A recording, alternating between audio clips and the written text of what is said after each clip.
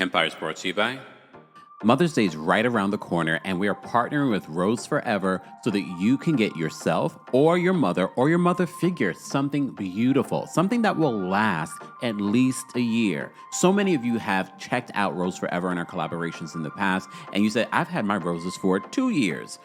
Guys, it might be time for you to upgrade or change those roses. However, we always have a discount code for you. Kempire20MD, that's for Mother's Day, is now available for $20 off. It will only be available during this Mother's Day collaboration that we have.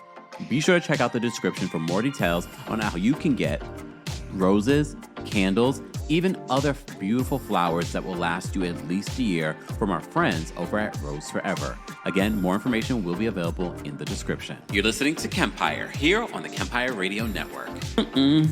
Here we go now.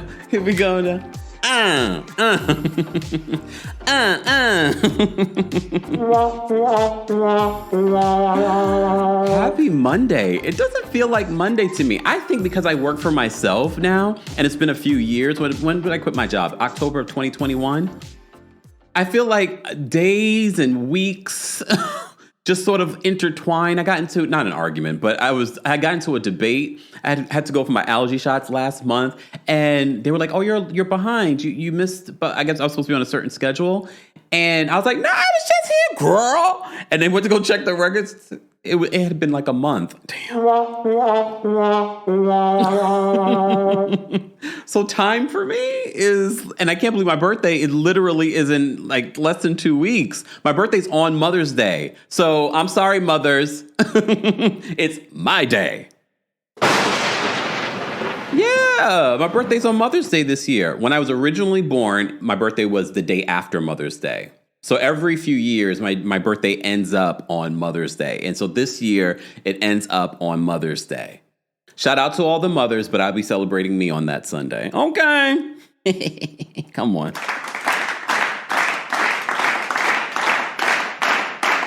Y'all, breaking news. Breaking news. Porsha, Peach Juice, Williams, sometimes Go Badia, allegedly, has blocked me again.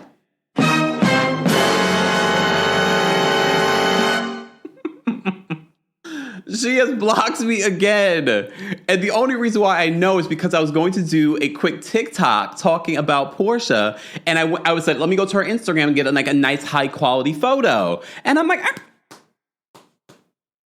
no, this can't be right. Let me try going directly to the web browser and then going, damn.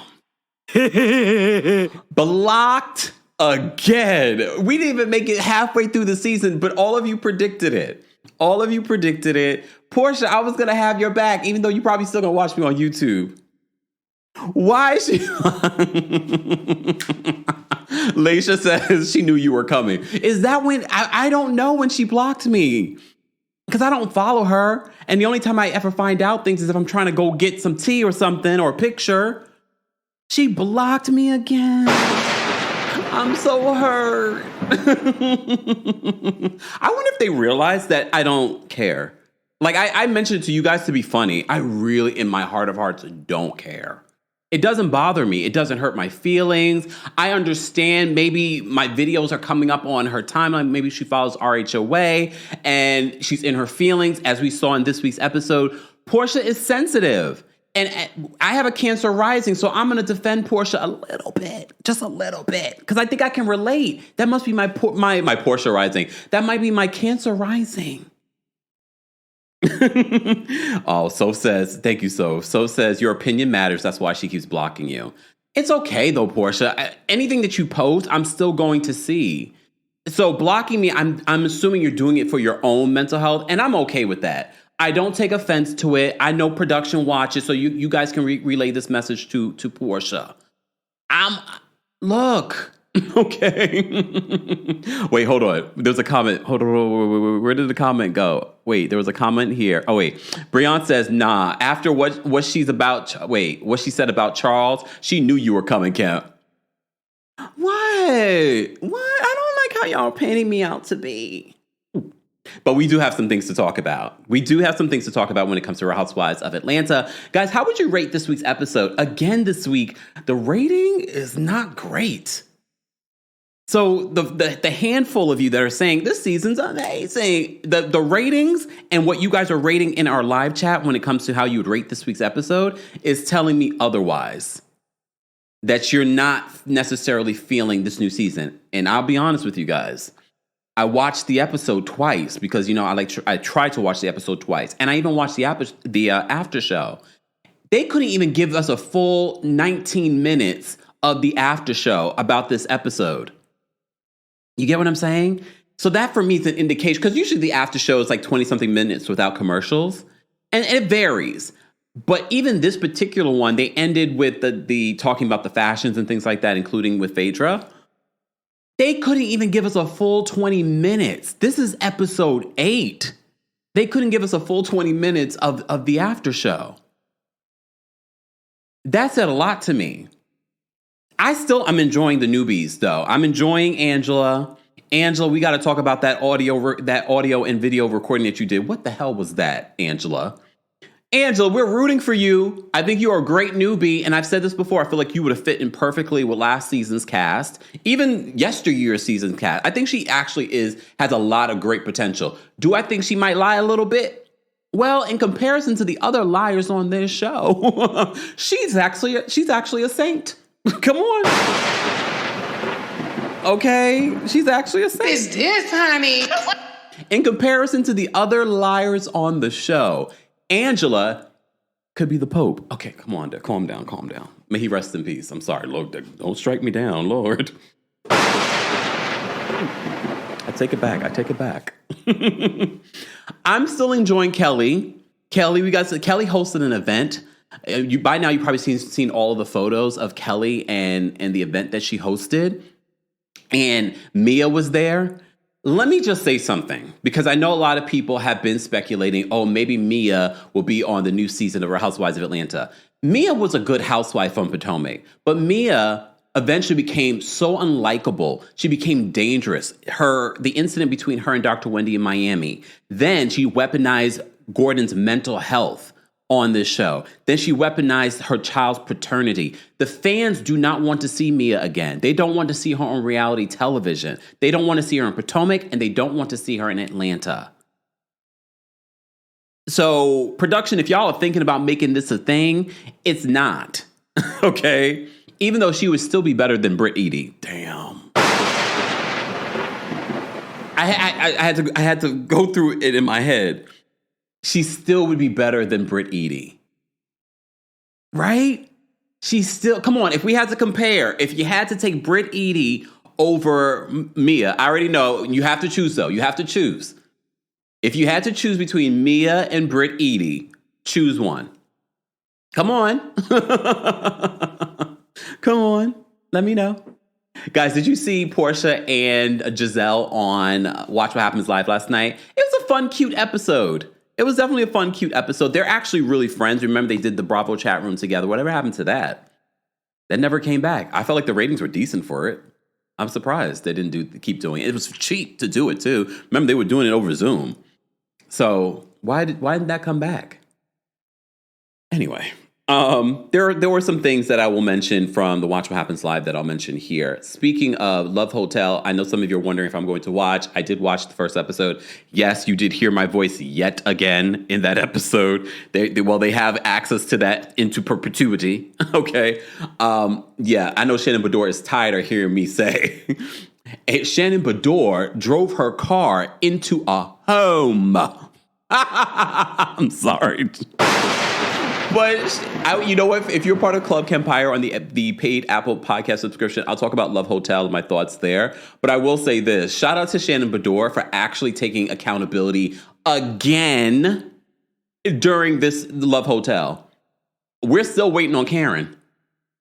They did give us an update on Karen. Apparently Giselle has not spoken to Karen, but she's spoken to people that speak to Karen. And apparently Karen is the mother in jail. Are we surprised by that? Not really. Not really. But okay. Winter says they need to cut you a check. Well, It's all right. Use like 5 seconds of my voice. It's all right. Perpetuity. Here we go. Okay. All right. Let's get to this. Last week, I struggled to recap Real Housewives of Atlanta, so I'm just going to focus on the things that I want to talk about when it comes to Atlanta. But before we get to that, shout out to our friends over at Factor Meals. As you know, Mondays are very busy. My life is very busy when it comes to creating content for you guys. And you also know I don't love to cook. So Factor Meals makes it very easy for me because all I have to do is pop in one of their meals.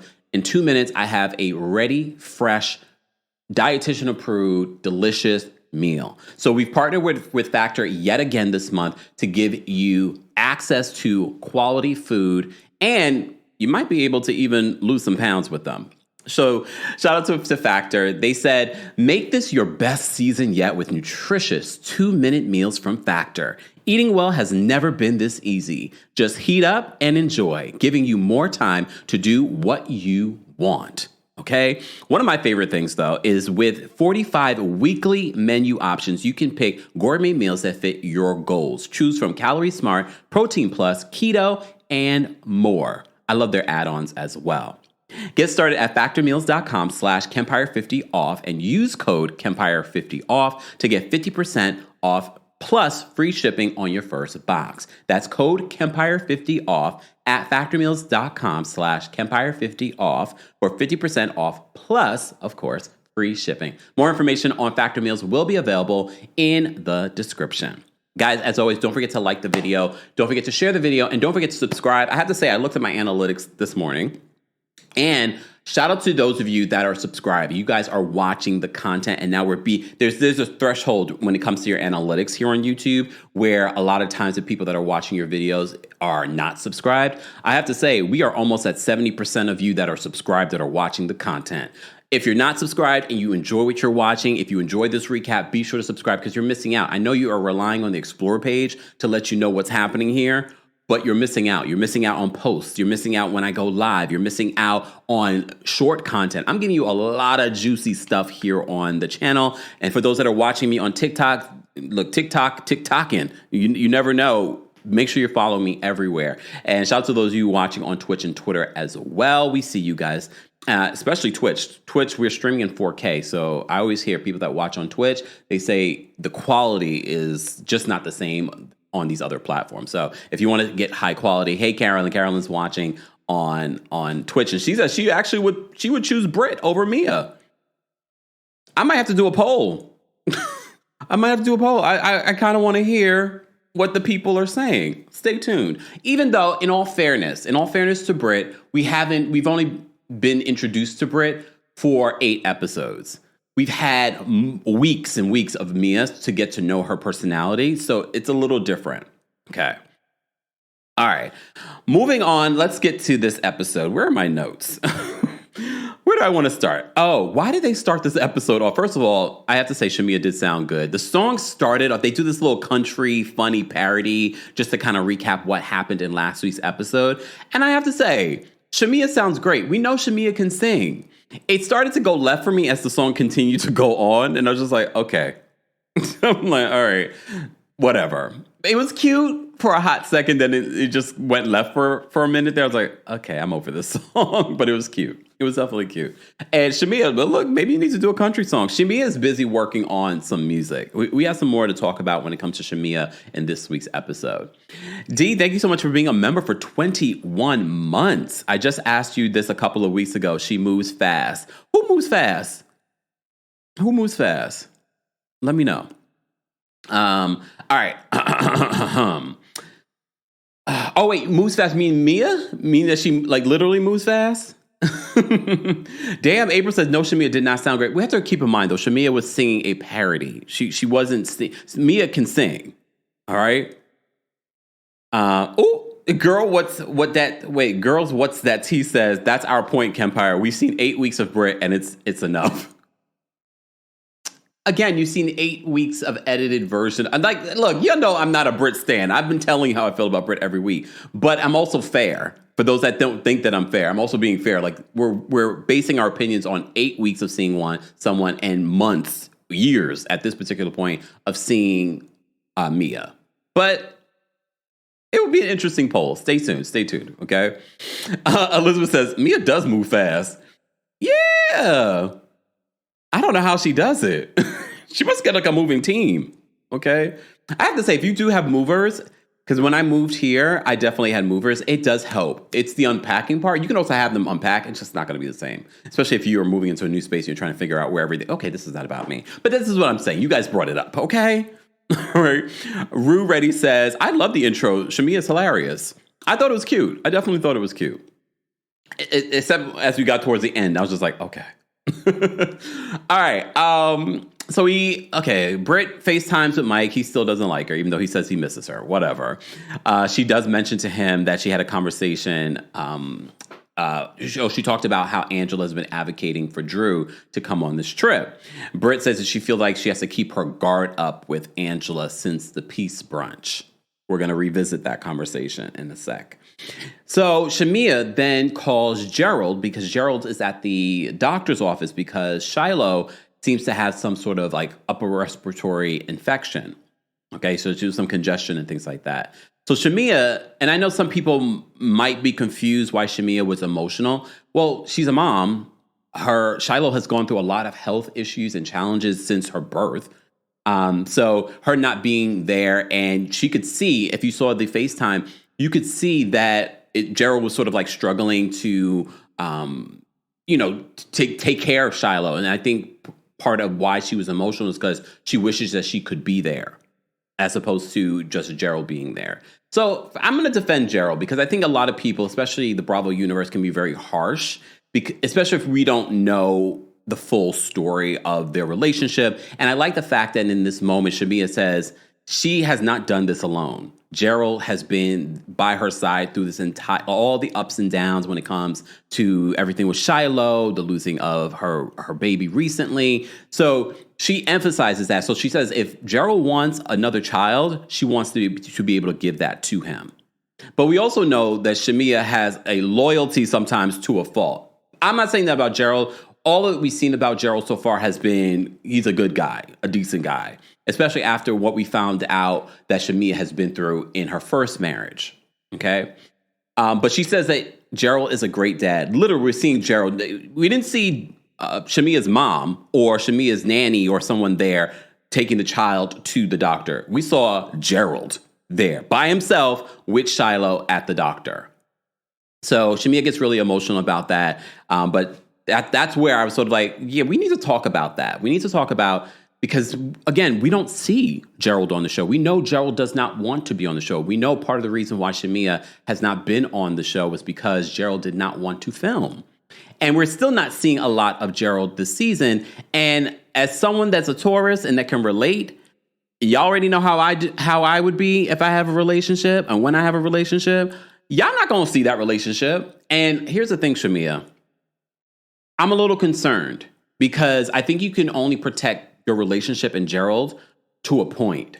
And if you really value that, but I think for Shamia, she's always wanted to be the star. And a lot of people are saying now we're finally seeing that Shamia should have always been a housewife on the show. Shamia, and I told you, my whole thing when it comes to Shamia not being on the show was more so because Shamia has downplayed herself for everybody in her life. We've seen signs and symptoms of that during the season, and especially with her relationship with Porsha, that is part of the reason why Shamia has never had that moment of being the star. It's because of herself. She has gotten in her own way.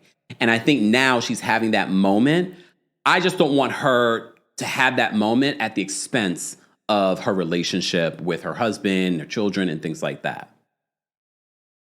All right, but we shall see. But at the end of the day, if it starts to affect your relationship, I already know Shamia is going to leave all of this behind. Because Tauruses, happy Taurus season. We just had a new moon in Taurus. You're welcome. I already know she's going to prioritize her family, the love of her life, over this show. I would. You already know. I get my billionaire.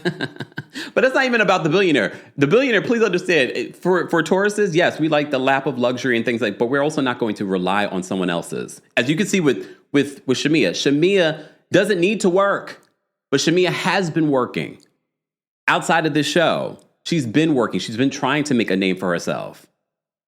So she has her own. Please understand that. But I don't know. I just don't want her trying to reach this level of success for that to be a detriment to the other wonderful aspects of her life.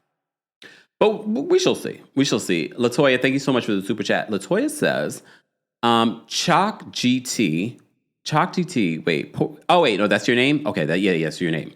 Says, Porsha will be in Gerald's inbox in 5, 4, 3, 2, 1. Well, here's the thing, y'all.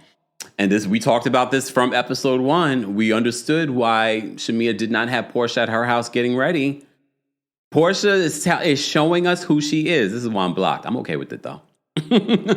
Look, y'all already knew I wasn't going to change who I am because someone unblocked me or followed me. Some of these housewives and reality TV stars start following me because they think that's going to influence what I'm going to say and do. They must not know me. They might not.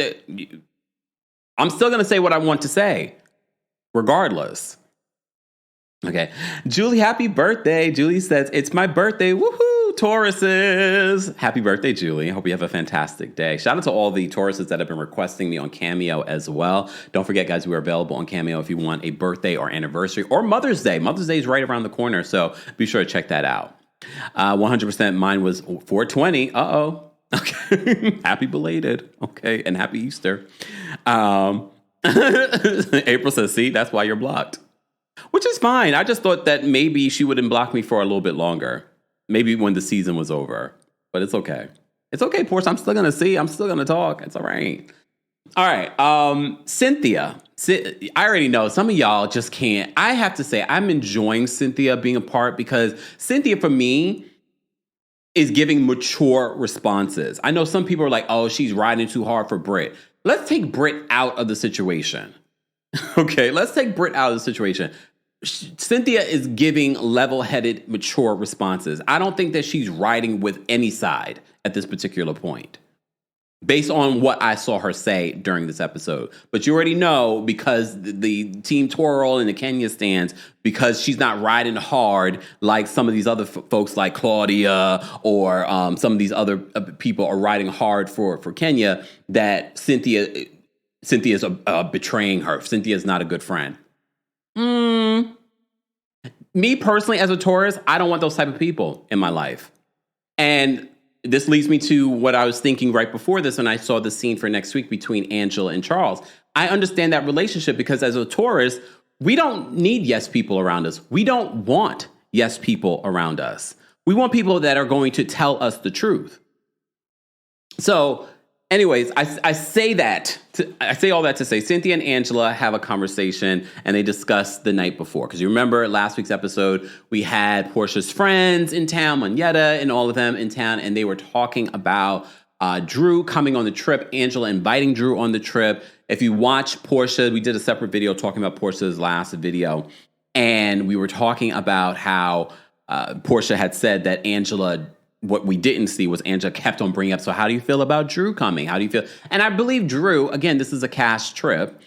I believe Angela was doing production's dirty work. However, she couldn't say that on camera. She has to just ride with, I invited Drew. I wanted Drew to be there. But then I thought to myself, I can understand why Angela would want Drew to be there. She's not really that close with any of the women. And I don't know the relationship between Angela and Drew. It made me think, though, watching the episode, I wonder if what we haven't seen on camera between Angela and Drew, where Drew showed Angela, oh, she's actually a decent person. And that's why there is a level of loyalty. We're not, again, I'm talking astrological signs. If you don't like that, you can go somewhere. But I can relate to it because I feel like Drew must have shown Angela something for Angela to feel a kinship or loyalty to her. Remember, I met Drew at BravoCon a few years ago when it was here in New York City. And Drew, I spoke with Drew. I don't remember how we interacted. She was like going somewhere else. Ralph was over there with Todd. And she stopped me and we had a conversation. Because y'all know I don't stop these housewives. She stopped me, and she was so lovely. She got it. And we were hard on Drew her first season. And she was just like, I get it. You got a job to do, but can you be kind to me going forward? And I was like, can't promise you that. And she got it. Drew hasn't blocked me, and I've probably been far harder on Drew than Porsha. I don't know about that. Or equally. But that's my review. It's not like I'm in their comment section saying, you're trash. I'm not in their comment section like that. Okay? But anyway. I digress. So Cynthia and Angela have a conversation about what happened the night before in regards to Angela inviting Drew. All right? So Drew is taking forever to get to Nashville.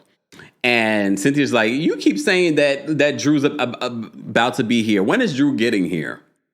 And apparently Drew was on an 8 o'clock flight and she still was not there. But it feels like when they land that they had a good drive from the airport.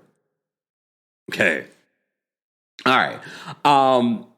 So Cynthia and Angela also, Angela says that she's just trying to advocate for Drew. And that's when I was sort of like, there must have been something that we haven't seen. Because remember, they filmed so many hours. There's so much stuff that happens. And who knows what happens offline with these people. I feel like somewhere along the line, Drew showed Angela, oh, you're actually a good person.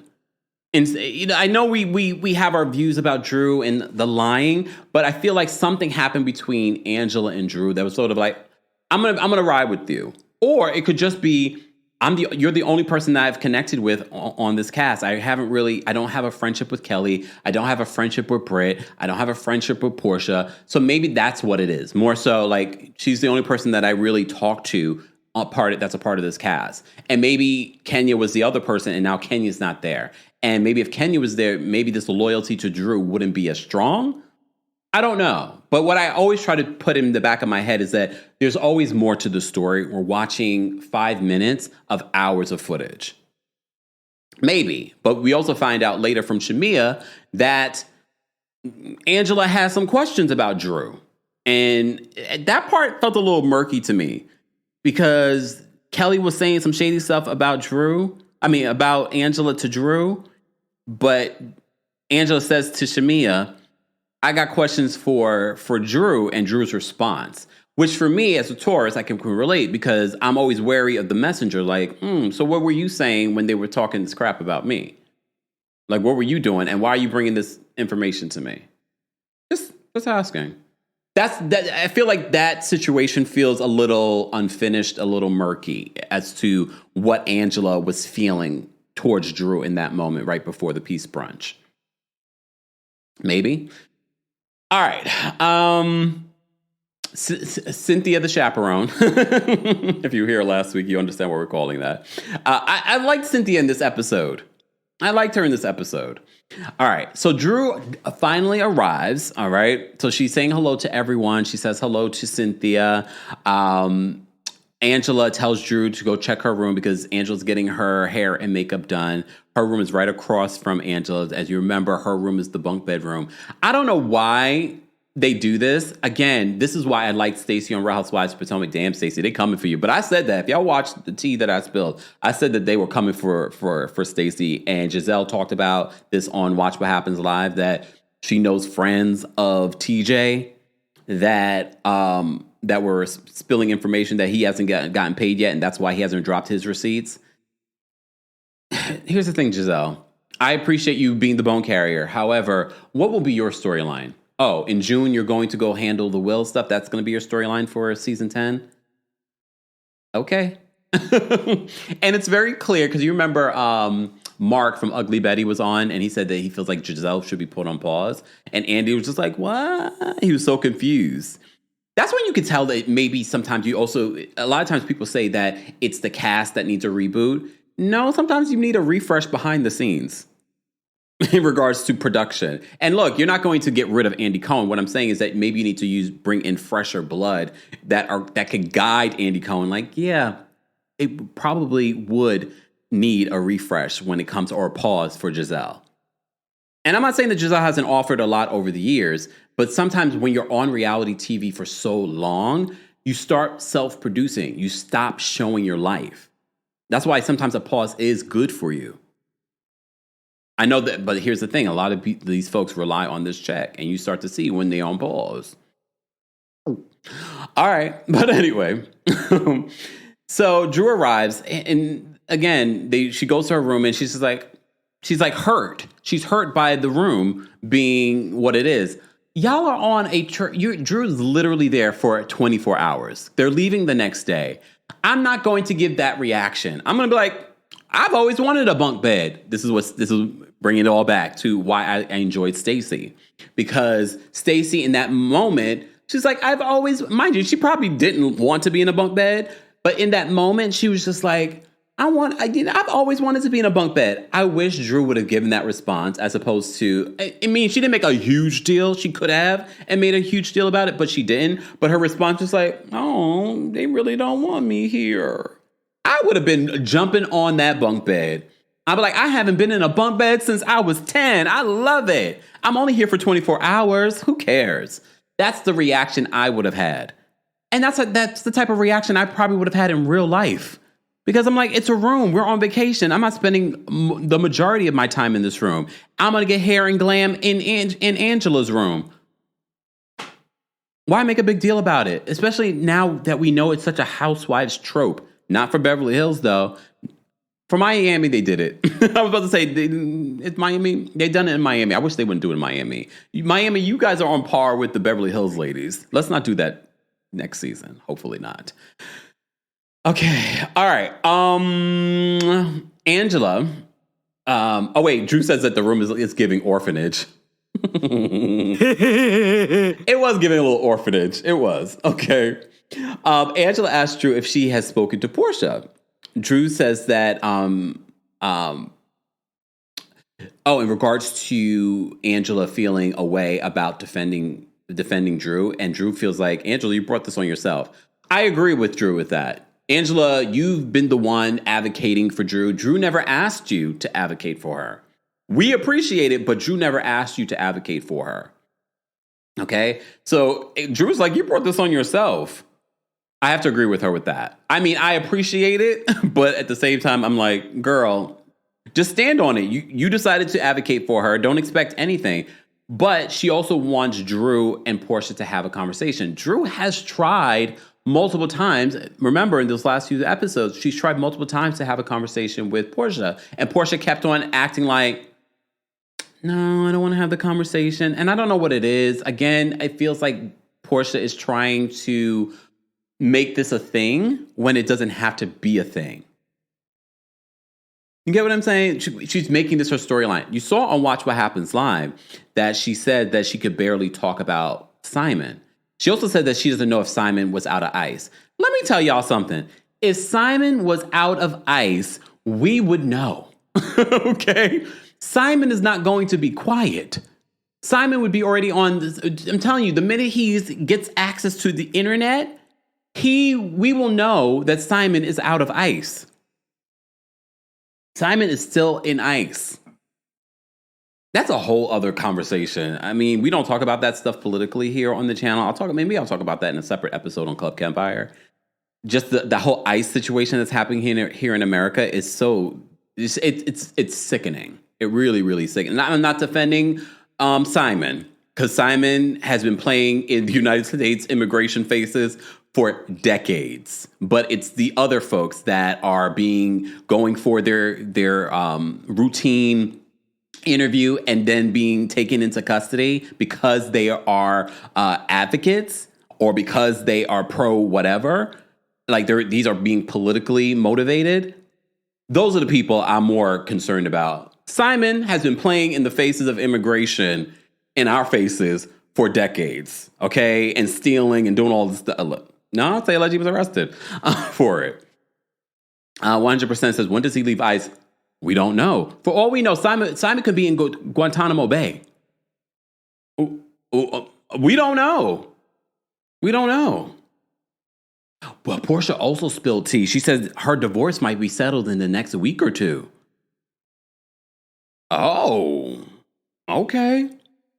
And I told you, I speculated a few weeks ago. I said, do y'all think Do y'all think Bravo reported him because they knew that if Simon was out, he would be tweeting, he would be on social media responding to Porsha and what she's been saying about him on the show. But she hasn't said a lot, and because he's been sending so many cease and desist to Bravo, that's probably part of the reason why she's leaning into having an issue with Drew.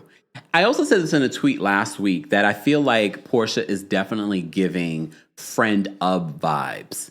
I said this last week, and I'm going to say it again. It's definitely giving that energy.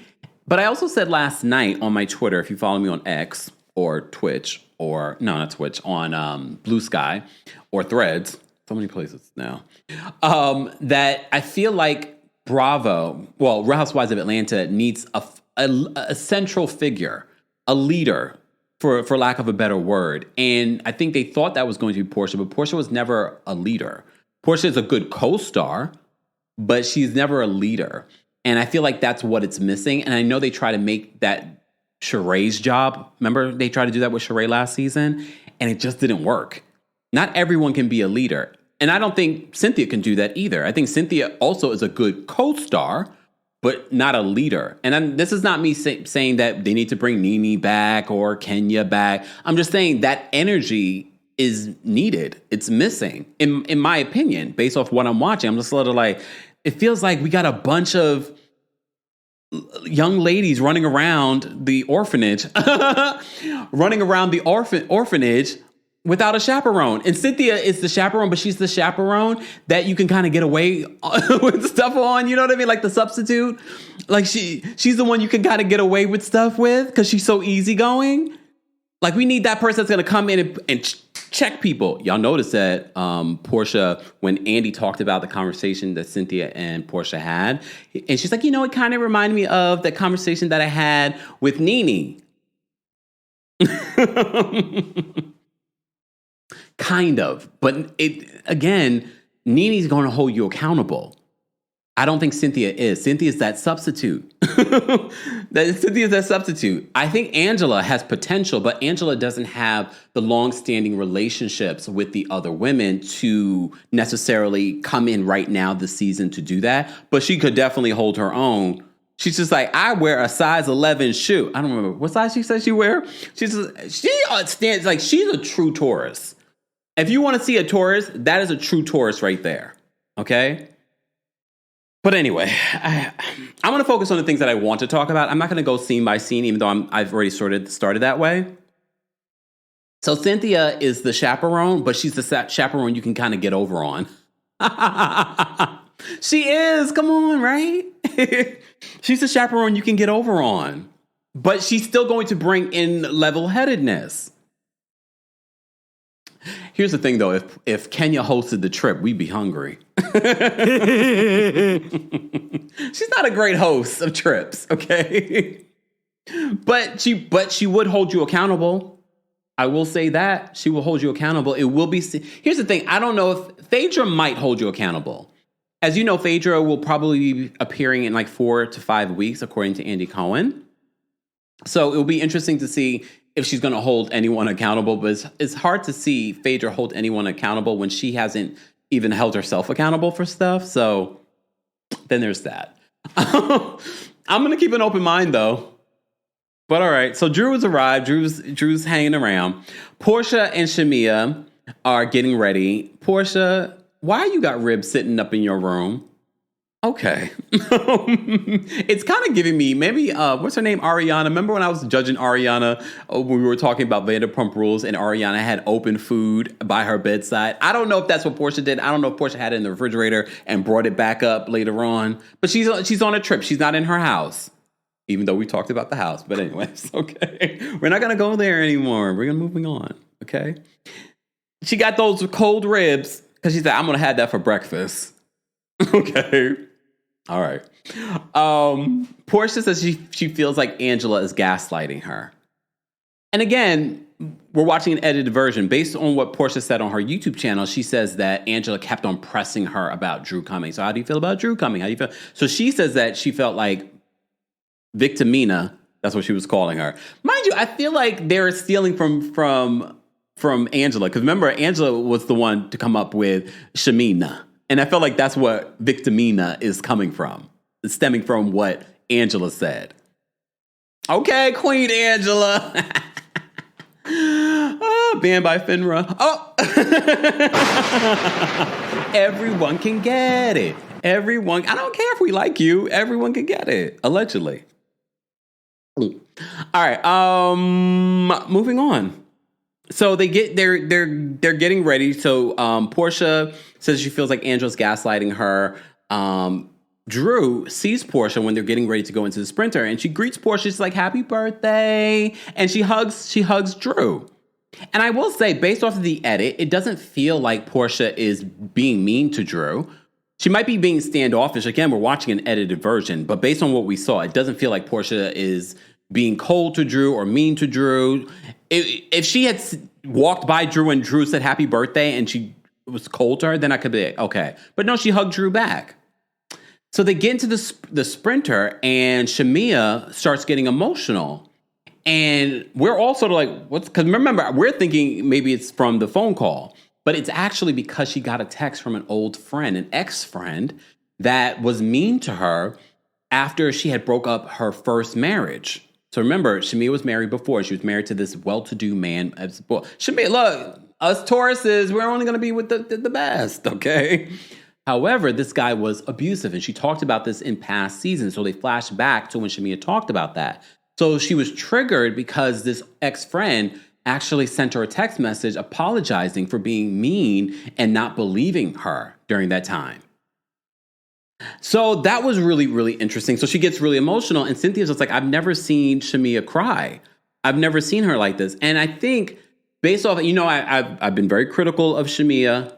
I'm the first to say it, but I'm starting to understand Shamia a little bit more, and why she's always twerking and always the life of the party is because she's really been through a lot in her life. And we've only gotten a smidge of some of that. We're talking about her first marriage, where she had the abuse. We're talking about what she's recently been going through when it comes to bearing children. So there are a lot, but that's the Taurus. We wear the weight on our shoulders, and we never show it. We never show it. And if we do show it to you, please check on us, because that means everything is coming down, and now we're breaking. So I feel for Shamia. The glimpse of what she showed us says to me, it's just everything. It's Shiloh being sick. It's trying to get pregnant again. It's the abuse of the past. She talked about that abuse. I can't even imagine. She talked about being abused in front of people, getting knocked out of her first Louis Vuittons. What was Louis Vuitton? No, Christian Louboutins. There we go, Louis Vuittons. Sorry. And when she recounted, I was like, oh my God. So she's been through a lot. So that's part of the reason why Shamia is always so like jolly and cheery, is because she's been through a lot. And everyone reacts very differently to stuff like that. Jessica says, we wear the mask that grins and lies. What? Not lies. Johnny Bravo says, not the Britney photo. Which is perfect, because Angela was giving Britney recording them later on in the episode. Johnny Bravo says, Shamia does that candy cry. Is that a Taurus thing too? Look, I don't know. Is that a Taurus thing? No, I don't think so. But I have to say, Shamia and Candy are a lot alike in a lot of ways. Oh, see, look, Alexandria says, Kempire, your Taurus advice helps my relationship. Happy birthday to my man. I know a few people hit me up that have Taurus relationships, Taurus men specifically, and they ask me my advice on the Taurus stuff. I can give you a perspective, and I'll be honest. We're not perfect. We're far from perfect. I don't have a lot of Taurus friends like that, because I know us. I love us, though. I love us for real. Okay. Chastity says, Kempire, as a true Taurus woman, I'm telling you right now, had I heard Porsha say that she would screw my husband, she wouldn't have had time to walk away from me asking. Yeah. Well, but as a Taurus, we also know we are in a work environment, and so we're not going to do too much. But we're also going to come check you. Like, what you say about me? What you say about Charles? What you say about Charles? Where's my I was mentioned on Housewives last night. Probably was, because I had to, y'all. I had to, okay? All right. Moving on from there. Guys, if you're just joining us, this is our weekly recap of the Real Housewives of Atlanta. If you haven't already, be sure to like the video. It's an easy and free way of supporting not just my channel, but other channels as well. And don't forget to subscribe to the Kempire podcast. We've dropped for you a weekend update. And this is why it's important to be subscribed. Because if you follow me just here on YouTube or TikTok, Twitch, or Twitter, you didn't know I did a weekend update. I talked about the Pope. I talked about Apollo. I did do a separate video on YouTube Apollo, but I talked about Apollo in real time on Saturday night. I also talked about what else did I talk about? Shannon Sharp. I gave you a few different things, and I talked about Dorit and her divorce. So if you're subscribed to the podcast, and I'm not talking about the paid version, I'm just talking about the podcast, then you got my weekend update. So be sure to subscribe, and while you're there, don't forget to give us a 5-star review. All right. How long have I been talking? Damn, 45 minutes. 46 minutes, actually. Let me say thank you because we had quite a few super chats as well. Mykonos, thank you so much for the super chat. Mykonos says, keep up the great work. Thank you, Mykonos. We appreciate that. I love your little avatar there. D, thank you so much for being a member and for the super chat. D says, Porsha moved fast with that block. I asked a week ago. Yeah, you're right, D. And so we know it was recent. It was definitely recent that Porsha did it. Okay? And neither Mia or Britt. Get them off my TV. Oh, damn. Okay. I was asking the question, if you had to choose between Britt Eady or Mia Thornton, who would you choose? Replay crew, be sure to like the video. Be sure to let us know how you would vote in that regard. Jameer, thank you so much for the super chat. Jameer says, I love me some Angela. Her and Kenya together would have been great. I didn't think about that.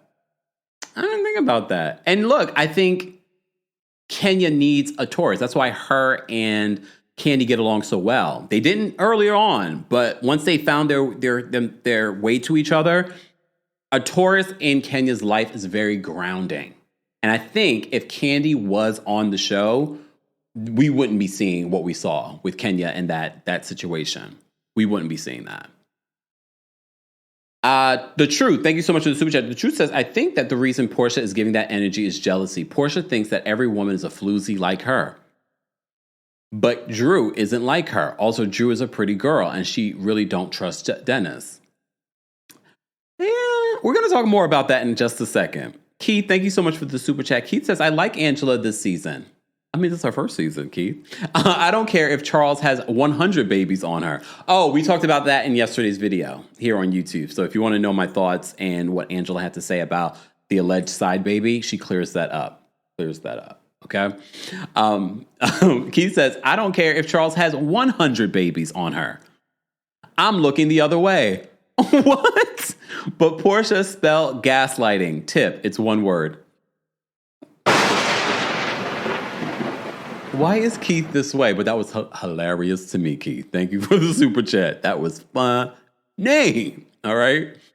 Ali, thank you so much for the super chat, Ali, and for being a member. Ali says, Porsha wants people to ask her before they film with Dennis, but didn't ask for permission from Candy to sleep with Block.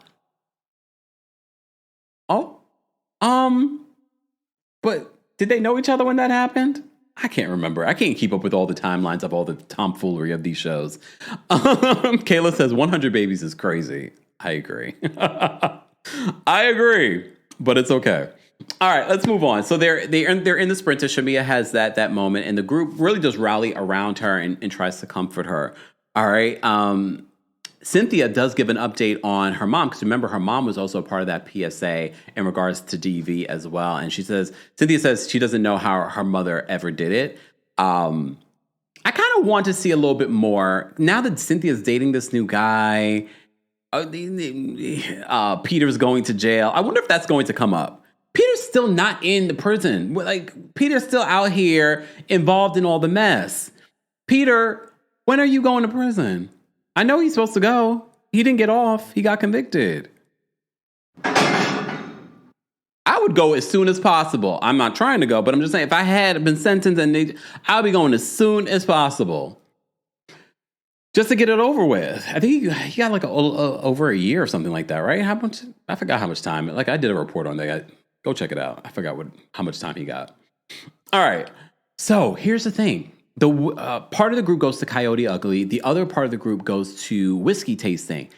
Did y'all know when I performed in Nashville for the Campfire After Dark show, okay, before I went to Atlanta, I stayed at a park hotel that was right next to Coyote Ugly. So as they were walking down that street, mind you, at the time, there was so much construction going on that street.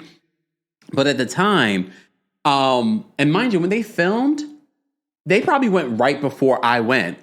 That's the funny part about it. They probably went right before I went because she's in June and we were there in July. I stayed at the apart hotel right next to the Coyote Ugly. Don't stay there. There was nothing wrong with the hotel. It's next to the Coyote Ugly. So you like one room I was in, you could hear the Coyote Ugly music. I was like, oh no. So they end up moving me to another room, which was better, but I could still hear the music every once in a while. But so I just flashed back. I was like, oh, I know where they're going. And the Coyote Ugly bar is right there.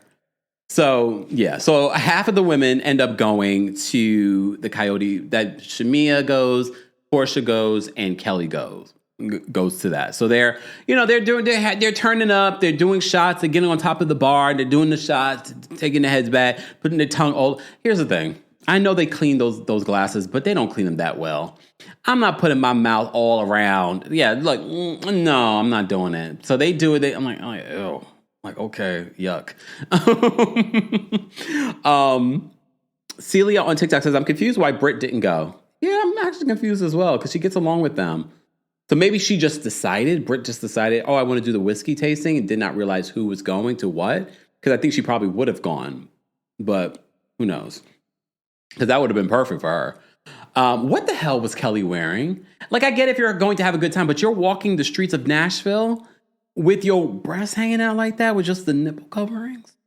I kept on, I was like, Kelly, like, what are you wearing? And I don't know, but that's just me. I'm not that conservative, but I'm just sort of like, that's not an everyday out on the street attire, right? Not in Nashville. Right? I was like there are kids on the street. Not to say that they were walking the streets of Nashville, but still, I thought that was interesting. Okay. Hey, Doris. Doris says we have the same birthday. May 11th, Doris? Or someone else you're talking about? Mm-hmm.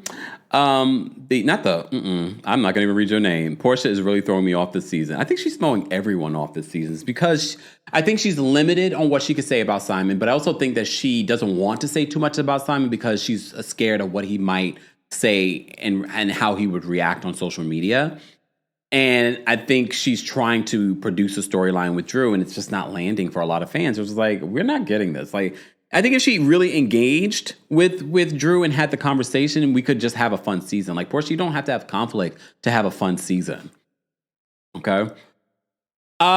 So they're at the Coyote Ugly. They're taking the shots. The ladies learn how to make a drink. Porsha, they end up talking about everything that's happening in the group, and Porsha says she's confused with Angela's behavior from the night before.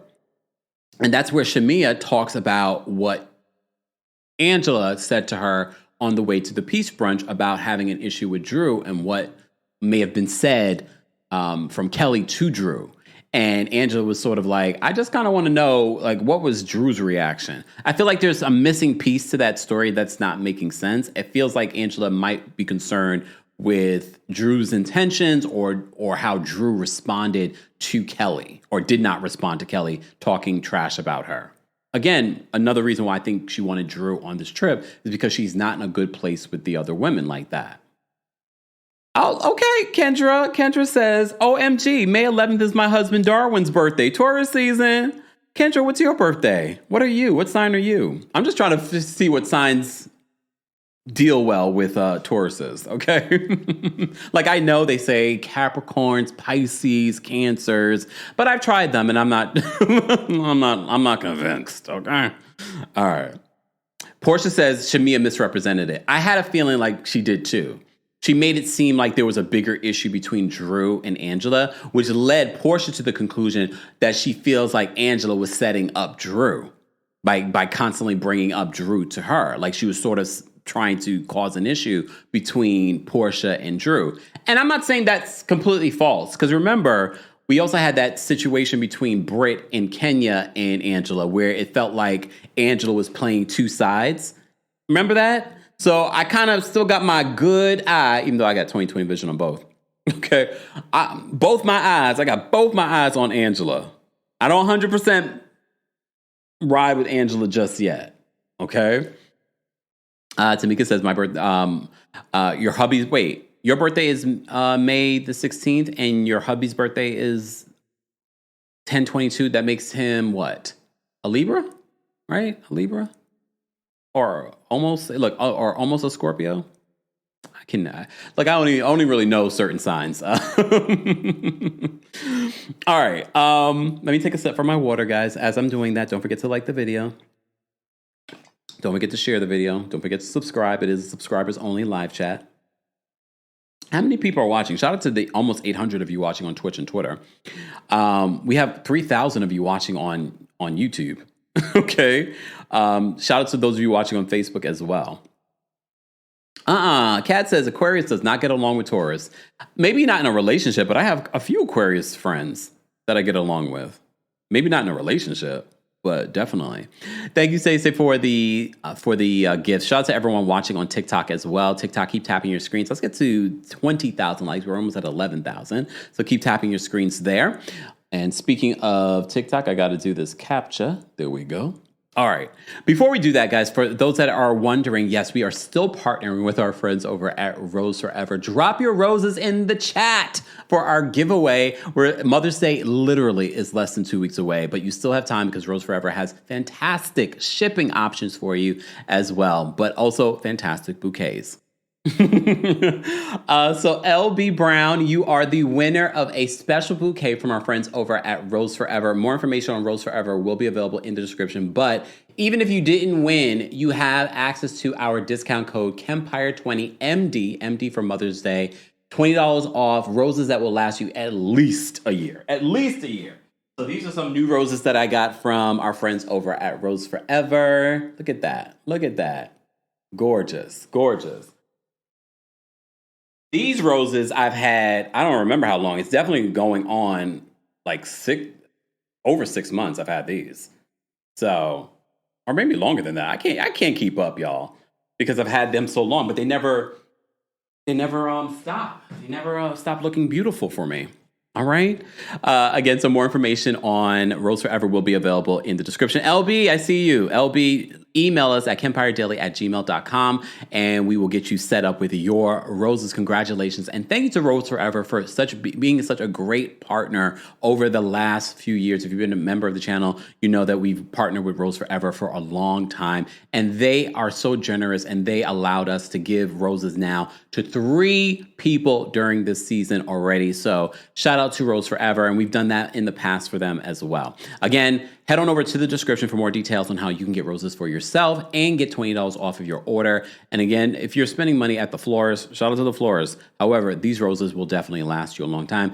And they don't just have roses, as I mentioned before. They have other things as well. Hydrangeas, candles, all kinds of really cool things are available there. So be sure to check out the description for more. And congrats to our winner for today. All right, back to Real Housewives of Atlanta's recap. All right, so we had the women at Coyote Ugly talking about Angela and Drew. Then at the whiskey tasting with Cynthia, Drew, Britt, and Angela. Oh, so this is probably why production probably told Britt to go with Angela so that they could have this conversation. They're producing, okay? So that's probably why Britt went, okay? Just so they could probably have some sort of conflict or something. Who knows? All right. So at the whiskey tasting, Drew wonders if she should bring a bottle for Porsha as a peace offering. Okay. Angela and Britt then end up having a conversation because Britt understands where Porsha's coming from. They feel like Angela makes herself out to be a victim. Okay. A victimina. Okay. So Angela says that she felt like Britt came in feeling very entitled at the peace brunch. So Cynthia comes to Britt's defense. Like, I don't think you guys should judge or tell Britt how she should feel, because how would you feel if you were at this event and someone threw a picture of you with something in your mouth that usually behind closed doors? And I get it. People are going to feel their way about that. We're not going to debate over that. I'm just saying, if you put yourself in Brit's place, regardless of what's happened in the past, okay, that you're going to feel a way about that, okay? So I understand where Cynthia's coming from. She's being level-headed. You can still ride for your friend and be supportive of your friend, but also understand, like, yeah, this is kind of like, you wouldn't want that to happen to you, okay? However, I will say, though, Brit did come in to that peace brunch like everyone should be kissing her butt. I think Drew and Angela, again, I'm still going to defend Angela because I don't think Angela's asking that question was her questioning Brit and whether or not Brit is an honest or dishonest person. I felt like she genuinely was like, what would be the cause for them to suspend your license? Only for us to find out her license wasn't suspended. Her license allegedly was under investigation, which is still questionable. But I agree with Angela. Brit came in with a very entitled energy, as opposed to like, oh, I'm the victim here. Everyone should be kissing my butt. Like, no one can question me. And I'm just like, and I get where Cynthia's coming from. Remember, Cynthia wasn't there. I think maybe if Cynthia was there, she probably would feel a little bit differently. Even though I do agree with Cynthia. How would you feel if someone did this to you? I can understand it. But again, Cynthia was not at the peace brunch. What we saw at the peace brunch, it felt like Brit was coming in like everyone should be coddling her. And I'm like, especially the way she reacted to Angela. She expected everyone to be on her side. And she already didn't like the fact that people were checking up on Kenya. Drew has had a relationship with Kenya. I understand why you would check up on your friend before you check up on Brit. You don't have a relationship with Brit. And Drew says, and again, I have to say, people say a lot about Drew. But she made a lot of sense when she says, what did she say? Oh, I can't remember the exact words that she said in regards to this moment. Okay. But I like the fact that she seemed so level-headed in response to this. In regards to Brit, she's like, the fact that we came to this peace brunch was our way of showing up for you. And I was like, I agree with that. Them showing up for this peace brunch was their way of coming to check up on you. I didn't feel like they were coming in like Team Twirl. Well, you got what you deserve. Again, we're watching an edited version. For all we know, they could have said that. And if they did say that, again, this is part of when we talk about context does matter. If we had all seen that, then we could probably like, okay, well, now we understand why Brit came in hot. Maybe. I'm not saying that's what happened. Based on what we saw, it felt like Drew was coming in peace, that Angela had a valid question, but Brit also came in with an energy sort of like, everyone should be bowing down to me. This is my brunch. Was it really her brunch? It felt like it was a brunch to bring peace amongst the group. But she came in sort of like, everyone should be celebrating me. This is all about me. Again, why Angela says you came in with a very entitled energy. All right. So they talked about that. But Angela, one thing I'll say about Angela, she's quick to apologize. She's just like, well, you know what? I felt like at one particular point, we were just saying things to be mean to each other. But since I hurt you, I apologize. I have to say, please play back all the times that Angela has apologized. Does she mean it? I don't know. Does she repeat the behavior again? We shall see. Because you already know we have some of these housewives and reality TV stars that will apologize, hey, Dr. Heavenly, and then do the same thing over again. Even though I don't think Angela and Dr. Heavenly are no way in the same at all. So we shall see. Jessica says she definitely said my brunch. She came in entitled. For me, that was the perfect word that Angela used. She came in entitled like this was her brunch, that everyone was there to kiss her butt. And I get what Cynthia's saying, that how would you feel? No one should judge how she should come into the brunch. But the way she came into the brunch was very defensive.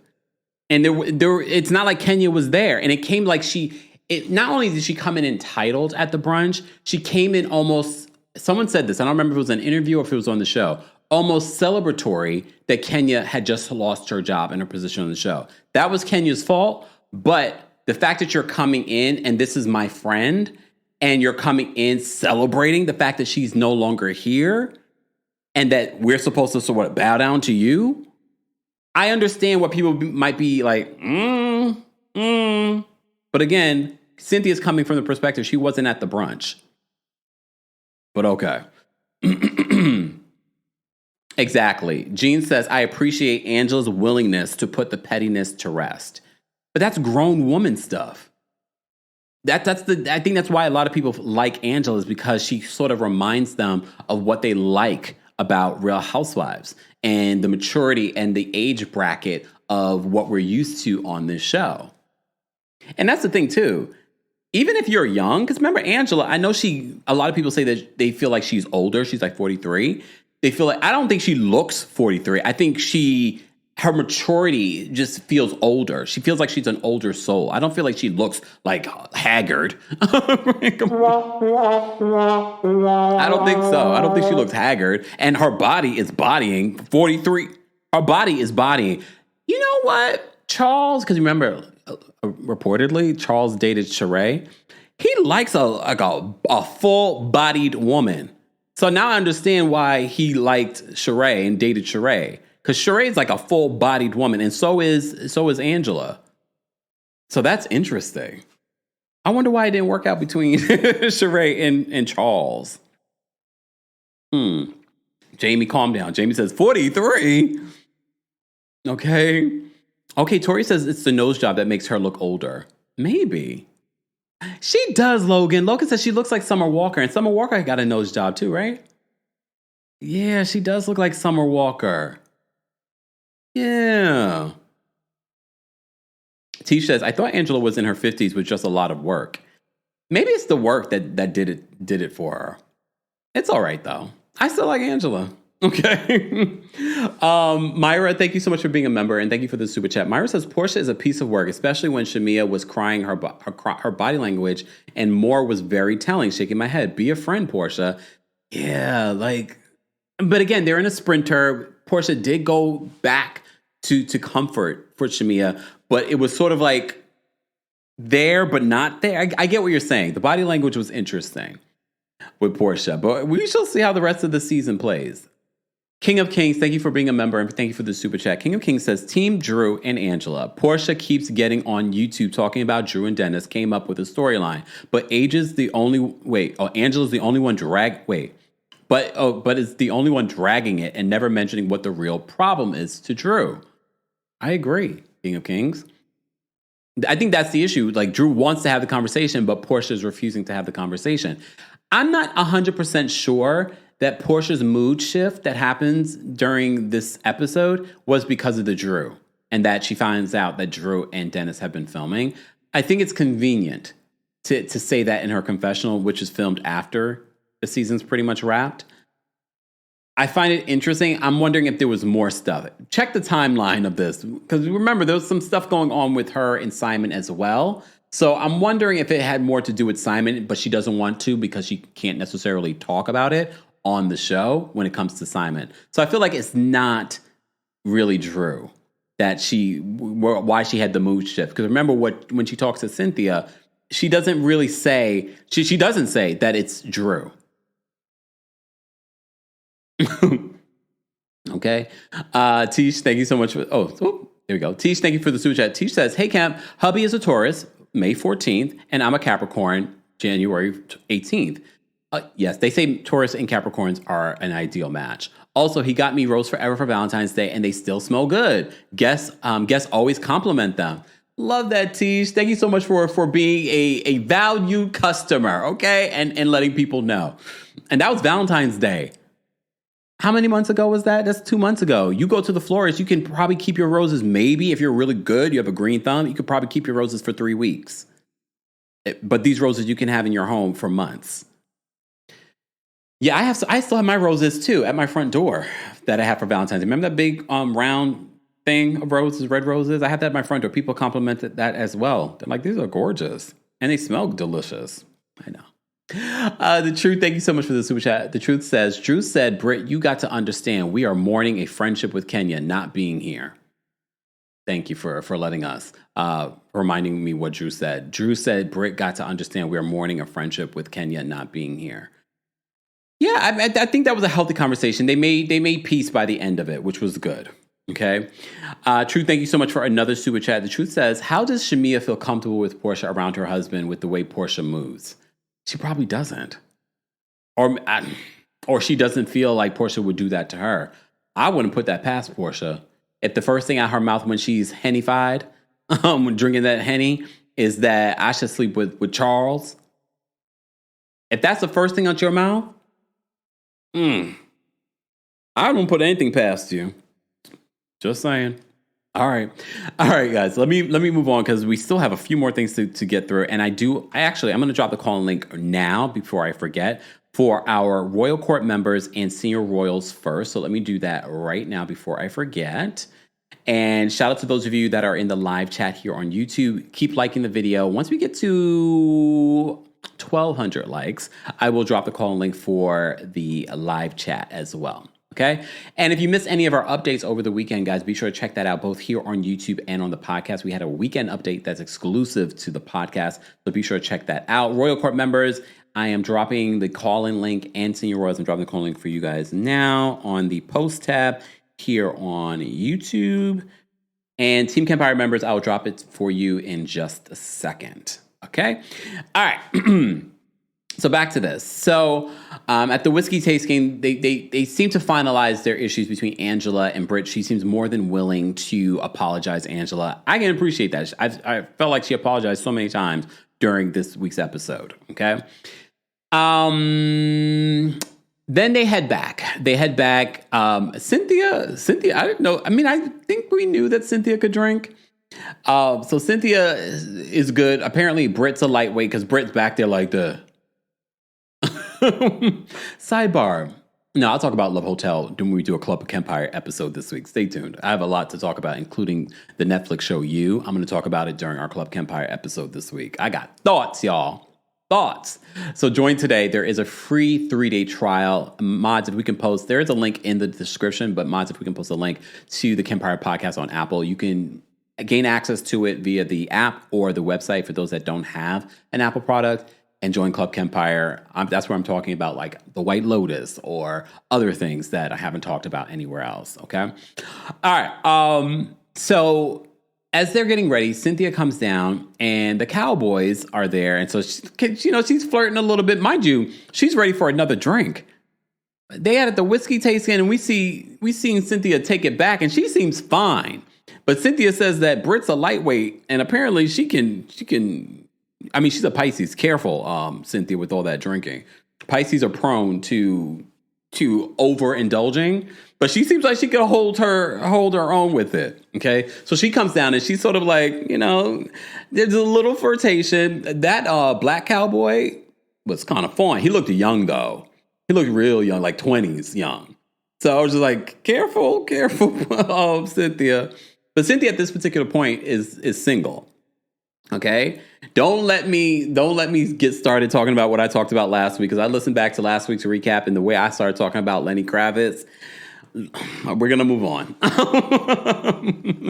Still like Cynthia, her and Lenny Kravitz would have been a couple. I don't understand why he didn't call her back though. Why didn't he call her? He got her number and everything. Just asking. That would have been a hot couple. Cynthia, you could have been at his Parisian home. It's fabulous Parisian home. But all right, we're moving on. He's a Gemini, though. Never mind. I just reminded myself. Okay, so Cynthia's getting a drink from the Cowboys. Okay, Kelly and Britt, they come down.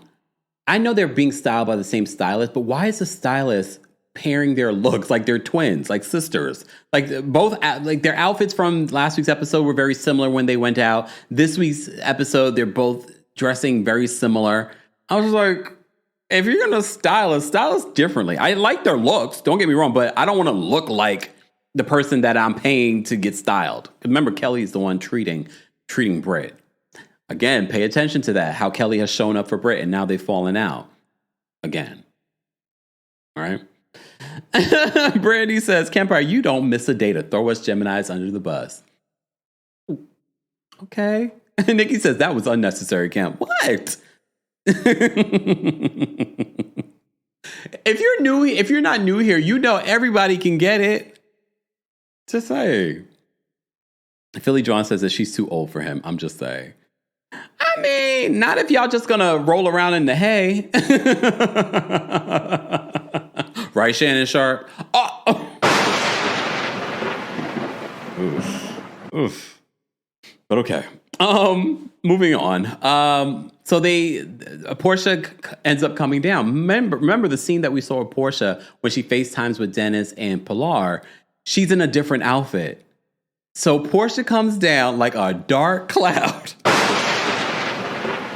She's in all black. Remember the other outfit that she had on? It was all white.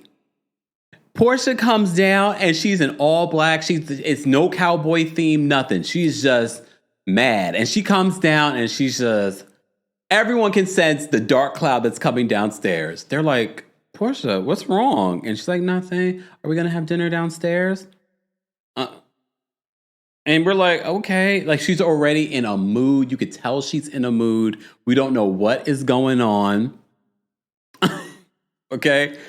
Porsha's in a mood. But here's the thing. I can relate to Porsha. And maybe this is my Cancer rising. When I'm in a mood, you can tell. It's hard for me not to show it. Okay. It's hard for me, but I'm not going to tell you about it either. So maybe, because remember, I also have the Cancer rising, and that's all about how you appear to others. So I could relate to Porsha in that moment. I was sort of like, she's upset, but I don't think Portia's upset with what she's saying that she's actually upset about. Right? I feel like it's more. I don't think it is about Drew and Dennis filming. If you saw Drew, like, Porsha, you're welcome. I'm promoting your YouTube channel. I did watch the episode that she did with Dennis. I know some people do not want Porsha and Dennis to get back together. If Porsha wanted Dennis back, they would get back together. There definitely is this energy, and I think because he's single, she's single, I wouldn't be surprised if they've gotten together. I wouldn't be surprised. But yeah. So I did watch that episode where Dennis was on there. There's still some sexual energy between Porsha and Dennis. Okay. Ambi says, I want Porsha off the streets. Well, damn. Set me free. All right. Why? Because you don't want to take in your man, Ambi? I don't think that would stop her, though. Right? I wonder. Look, cancers. No, I think no, I don't know about that. Cancers. Question for you: when you're in a relationship, are you 100% loyal to that person? Just asking. Or do you think Porsha was still in these streets even though she was married to Simon? We never heard anything. This is why I'm blocked. Dark and Lovely says, oh, I lost your comment, Dark and Lovely. Dark and Lovely said, where is it? Oh, here it goes. Absolutely, Kempire. There is chemistry between Dennis and Porsha. What's Dennis's sign? Can you guys let me know? What is Dennis McKinley's birthday, his sign? Because that might make some more sense. I don't know what it is. Mary Jane's baby says, Portia's only hanging around Dennis because Scambadia is on ice. The way that you put that together was perfect. Not on ice. Like he got arrested by ICE, and now he's on ice because he can't tweet. Yeah, that was good. That was good. Megan says, yes, we're loyal until you're not. Just saying, like, cancers are not so... All right, we're going to move on. Okay, we're going to move on. Because I do want to get to the callers, okay, guys? I do want to get to the callers. So I'm going to run through this because I have my thoughts, okay? So they do the line dancing. They bring out the line dance instructor. So it's sort of like, this is the line dance. I think they were expecting, if you were going to like Magic Mike or something, but the guys do end up coming out. Drew is not impressed. And to be honest with you, all I saw were arms. Those hats were blocking the faces. If we were just to base it off the arms, okay, they were fine.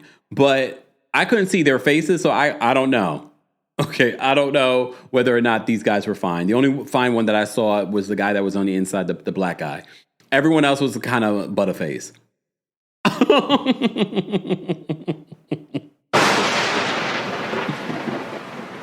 I'm going to believe Drew. Okay? I'm going to believe Drew on that. All right. So they do the line dancing. Shamia says that Angela is doing some other line dance. I have to say, Angela didn't look bad. She didn't look like she was doing a lot either. But Kelly looked pretty bad. I don't know what Kelly was doing. But she was having a good time. That's all that matters. But Shamia was getting down. Shamia was like, I can do it. All right. But Shamia's a dancer. Shamia, like, she could do stuff like that. All right. So the women end up doing the line dancing. Then they go to sit down and they have dinner. Okay. Porsha is still being a drag. Okay. The energy, she's sitting down. She's just not feeling it. Okay. Porsha then claims that she took some medicine. So she's refusing to say what the issue is. This is people's problem with Porsha. And this is why people are saying, myself, that Porsha's giving friend of energy. Because we've seen this from episode 1 to now. She's refusing to have a conversation with Drew. She's refusing to actually engage. And for Housewives, for reality television, you have to engage. You have to do something. And Porsha's not. Okay? So Porsha claims that she's on some medicine and that's why she's acting this way. All right. So Britt brings up the conversation that she had with Angela, and Angela, she says, you want to tell, Britt says, Angela, you want to tell everyone what we came to the conclusion of. So Angela starts to say it, and she was like, well, we talked about how I played victim, but I really don't know how I play victim. So she was like, so I guess that conversation was pointless, basically. Okay. Then it leads to Angela asking Porsha about her gaslighting, because remember that was something Porsha said the night before, that Angela was gaslighting her. And Porsha does not want to engage with Angela. But Angela does apologize to Porsha if she offended her by inviting Drew. Okay. Angela brings up Kelly and what Kelly had asked in episode 1 about why'd you take that man, that woman's husband. And everyone's like, don't deflect, Angela. But Angela was like, no, we're talking about accountability. You guys want to hold me accountable. But Porsha never answered that question. And I was like, well, she's got a point. If we're going to talk about accountability, Porsha has not shown any accountability for that situation. Porsha hasn't even really talked about it this season at all. And I think Porsha, by taking that time off from her last season to now, she thought that we could brush over that. And she thought with Kenya not bringing it up that she would be safe, that no one else would bring it up. But she didn't meet production, did she? Production was definitely going to have someone ask the question. And here Angela is saying, well, you never said anything to that. And Portia's just like, I'm not. She was like, Angela can kiss my ass. Okay. She's like, the rest of the world can kiss your ass. She's like, no, you first. She's like, no, you first. So in Angela's confessional, she says that Porsha, she's like, I'm not kissing Portia's fix-a-flat. What did she say that about Portia's booty? Isn't Portia's booty natural? She says corn-fed. Okay, I fix a flat. Porsha says that because Drew starts chiming in because this conversation about her coming on this birthday party, birthday trip, and everyone is just sort of like, Angela says, well, you never said I couldn't invite Drew. Here's the thing. I do think that it's wrong. In real life, if we're not filming a reality show, I think it's wrong to invite someone on a trip that is not your trip and it's not your birthday. Can we all just say that in real life, that would be wrong. But we're filming a reality show. And I believe that this is coming from production. All right? So it's hard for me to kind of defend Porsha in that respect. Like, I get it in real life. Yes. But this is a group trip for a reality show. All right? So Drew's sort of like, Porsha, are you okay with me being here? And she's like, I'm straight. And that's when Drew decides, I'm just going to leave. She was like, I thought we were good. I did bring a gift for you. And she's like, I'm just going to leave because she feels like that was nice, nasty, what Porsha had to say. Drew, they're leaving the next day. Where are you going? It's not like they had more days in Nashville. They're leaving the next day. This is the last night. They're only spending, 2 days in Nashville. Okay? So I'm sort of like, Drew, where are you going? And like, it doesn't make any sense. But she has this dramatic exit, and Portia's sort of like, what a dramatic exit. She's like, I haven't made Drew feel unwelcomed during this trip. Based on what we've seen, it doesn't feel that way. Here, though, in this scene, it does feel that way. Okay, hey Dee Dee. Dee Dee's watching on Facebook. Dee Dee says, yes to your question about us cancers. We're loyal ADF when we're in a relationship, but we're definitely plotting. Oh my God. May not strike right away, but we will eventually when you least expect it. Well, tell your truth, Dee Dee. Not plotting. Probably. I can see that. If you're a Team Kempire member, I'm dropping the call link for you guys as well. We already have quite a few royal court members and senior royals behind the scenes. We've already dropped the call link for all of our members. Live chat, once we get to 1,200 likes, I will drop the call link for you guys as well. We're talking about the latest episode of The Real Housewives of Atlanta. We're at the dinner where Porsha is still just a Debbie Downer. I don't know if I believe that this is because Dennis is filming. Or that it's just because Dennis is filming. I feel like something else happened around this time, and it's hard to pinpoint because we don't know when this was filmed. We kind of do. This was around her birthday, so this was around June when they were filming. So I'm wondering, remember there was a lot of stuff with Simon on social media, a lot of in-court stuff, and I wonder because she can't talk about the Simon of it all, she's going to make it about Drew, but at the same time, she's not having the conversation with Drew. But all right. So Drew walks away from the table. Portia's just like, why is she being dramatic?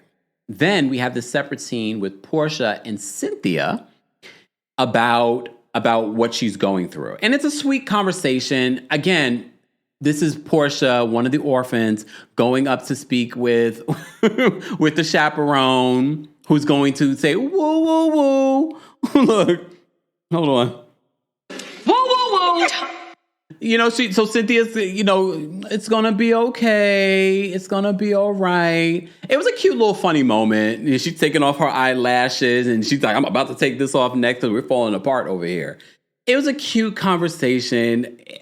And this is where I feel like Cynthia was necessary because it does kind of, Cynthia's not giving me vibes like we didn't need Cynthia this season. I don't feel she meshes well with these ladies, but it's the energy I think that people needed that are trying to get down with this season. As someone that's trying to watch this every week. And that conversation between two people that have had their ups and downs in their relationship. We remember the kick? Remember the kick? So they've had their ups and downs. And they've filmed with each other. So there is a little bit of a friendship. I wouldn't say that they're best of friends because I don't think they hang out outside of filming. Okay? So I can appreciate Cynthia going to check up on Porsha and seeing what's going on with Porsha. Should that have been Shamia? Maybe, but would she have opened up to Shamia on camera? I don't know. But I also feel like Shamia lets Porsha get away with a lot. And I don't think Cynthia would necessarily let Porsha get away with everything. But they also see it for each other. These are two water signs. Cynthia's the Pisces, and Portia's the Cancer. So that also plays a role in understanding each other. All right. All right. Let me take a sip. All right. Moving on. So they had that conversation, and Porsha says that she feels like with her divorce, with everything that's going on, it's starting to, like with the Drew stuff, it's starting to feel like a pile-on. And I get where Cynthia is coming from. They talked about this on the after show as well, in regards to if it was Leon, her baby father, she would want someone to let her know. And I don't think anyone disagrees with that. Right? I don't think we disagree with that. But I think it's Portia's refusal to have the conversation so that they can make amends and move on. Drew talks about that as well. Drew on social media, I actually saved the comments. So Drew on social media talked about this. Let me just play this. Not play it for you. Let me read the comments that Drew said on social media.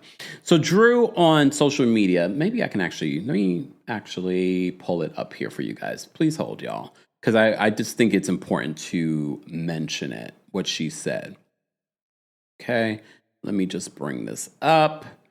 Okay, and while I'm doing that, guys, keep liking the video. We're almost at 1,200 likes. Once we get to 1,200 likes, I will drop the call link for the entire audience. And let me bring up this other one as well. All right. So Drew took to social media to talk about what we're watching on the episode. So let me just play this for you. And shout out to our friends over at the Bravo Shade Room. I'm taking this from them because you know what we do here. We always cite our sources. All right. So this is what Drew said on social media in regards to what's playing out in this week's episode. So Drew says, "Hey, Angela Oakley, I just want to say how much I appreciate you. It takes real strength to stand by someone, and you show me what true friendship is. I'm so grateful to have you in my corner. Thank you for being you." Then she says, "This is emotional roller coaster is unnecessary and not needed. The constant degrading comments and the disrespect is not necessary." Then Drew says, if it was a true friendship, we could have just had a conversation and moved forward. You would address your friend if your friend made a mistake in your eyes. This is why it's not making sense to a lot of the audience, and apparently not to Drew either. Okay?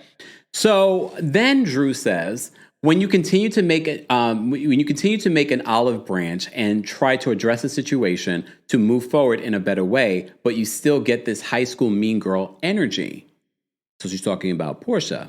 Then she says, finally, everyone gets to see the true colors of people and how they actually feel about you, and also direct energy to the wrong person when you're really mad about something else.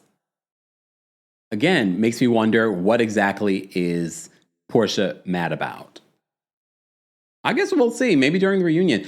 I don't know if people really want to talk about this during the reunion. I think by the time we get to the reunion, we're like, you guys haven't deaded the situation. And you saw Porsha has said on her social media, she's like, I'm over the Drew stuff. We're good. Whatever. I'm over it. Yeah, because you saw that the audience is like, you're beating a dead horse at this point. All right. So here's the thing. Production, if that pool activity was interesting, you would have shown it. Yes, we saw little flashbacks of it. So the ladies after dinner get into their bathing suits, and then they go by the pool and they're shaking it and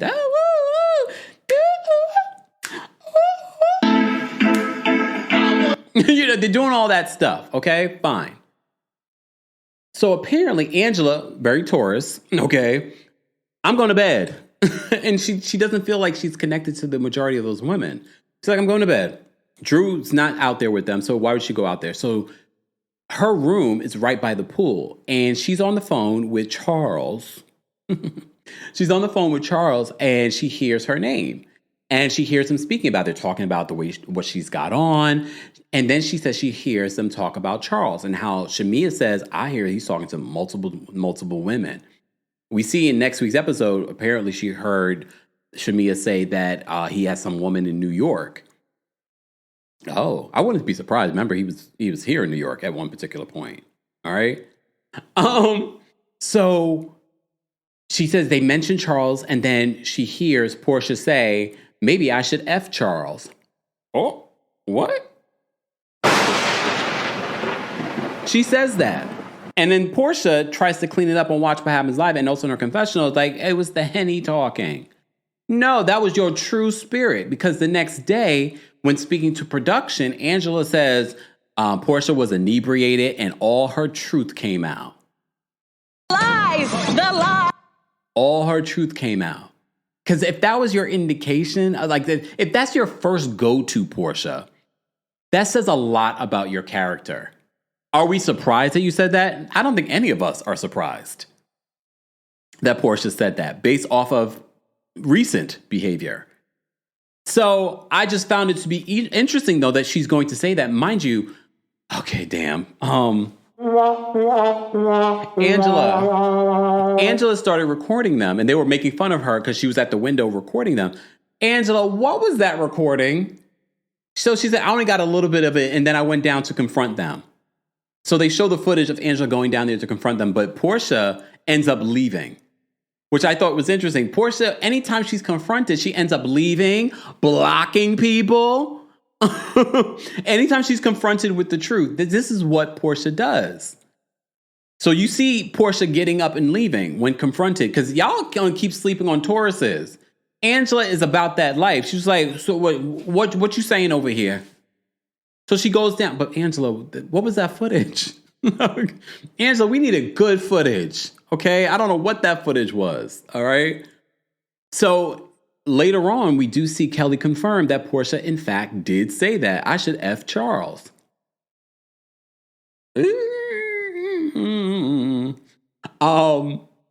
So they talk about what happened the night before about Angela coming down, recording them, and immediately when they said that Angela was recording them, I was like, was Brittany from Salt Lake City here? But at least with Brittany, it looked like Brittany was going to get some quality recording. I don't know what Angela was recording, but Angela does go down and confront them. Porsha hightails it out of there. And I don't blame Angela for being upset. And the next day, Angela's sitting, waiting for her, getting ready to leave. And then Kelly, because Kelly's just that energy. I don't think Kelly means any harm. I don't know what Kelly may have said at the pool. I don't know if she has some things to say about what Angela had on. Probably. I don't know. But I wonder what Kelly thinks, though, about what Porsha had to say in regards to sleeping with somebody else's husband and mentioning that as a threat. Just saying, I'm just asking. But damn, do I have that? Do I have that on here? Wait, do I have that? Hold on, y'all. I have that one. Hold on. I'm trying to see if I have. Do I not have, damn, I thought I had that on here, y'all. I don't have the, poor behavior thing on here. Damn, I thought I did. Look, I have this one. Fuck your flowers. I have that one.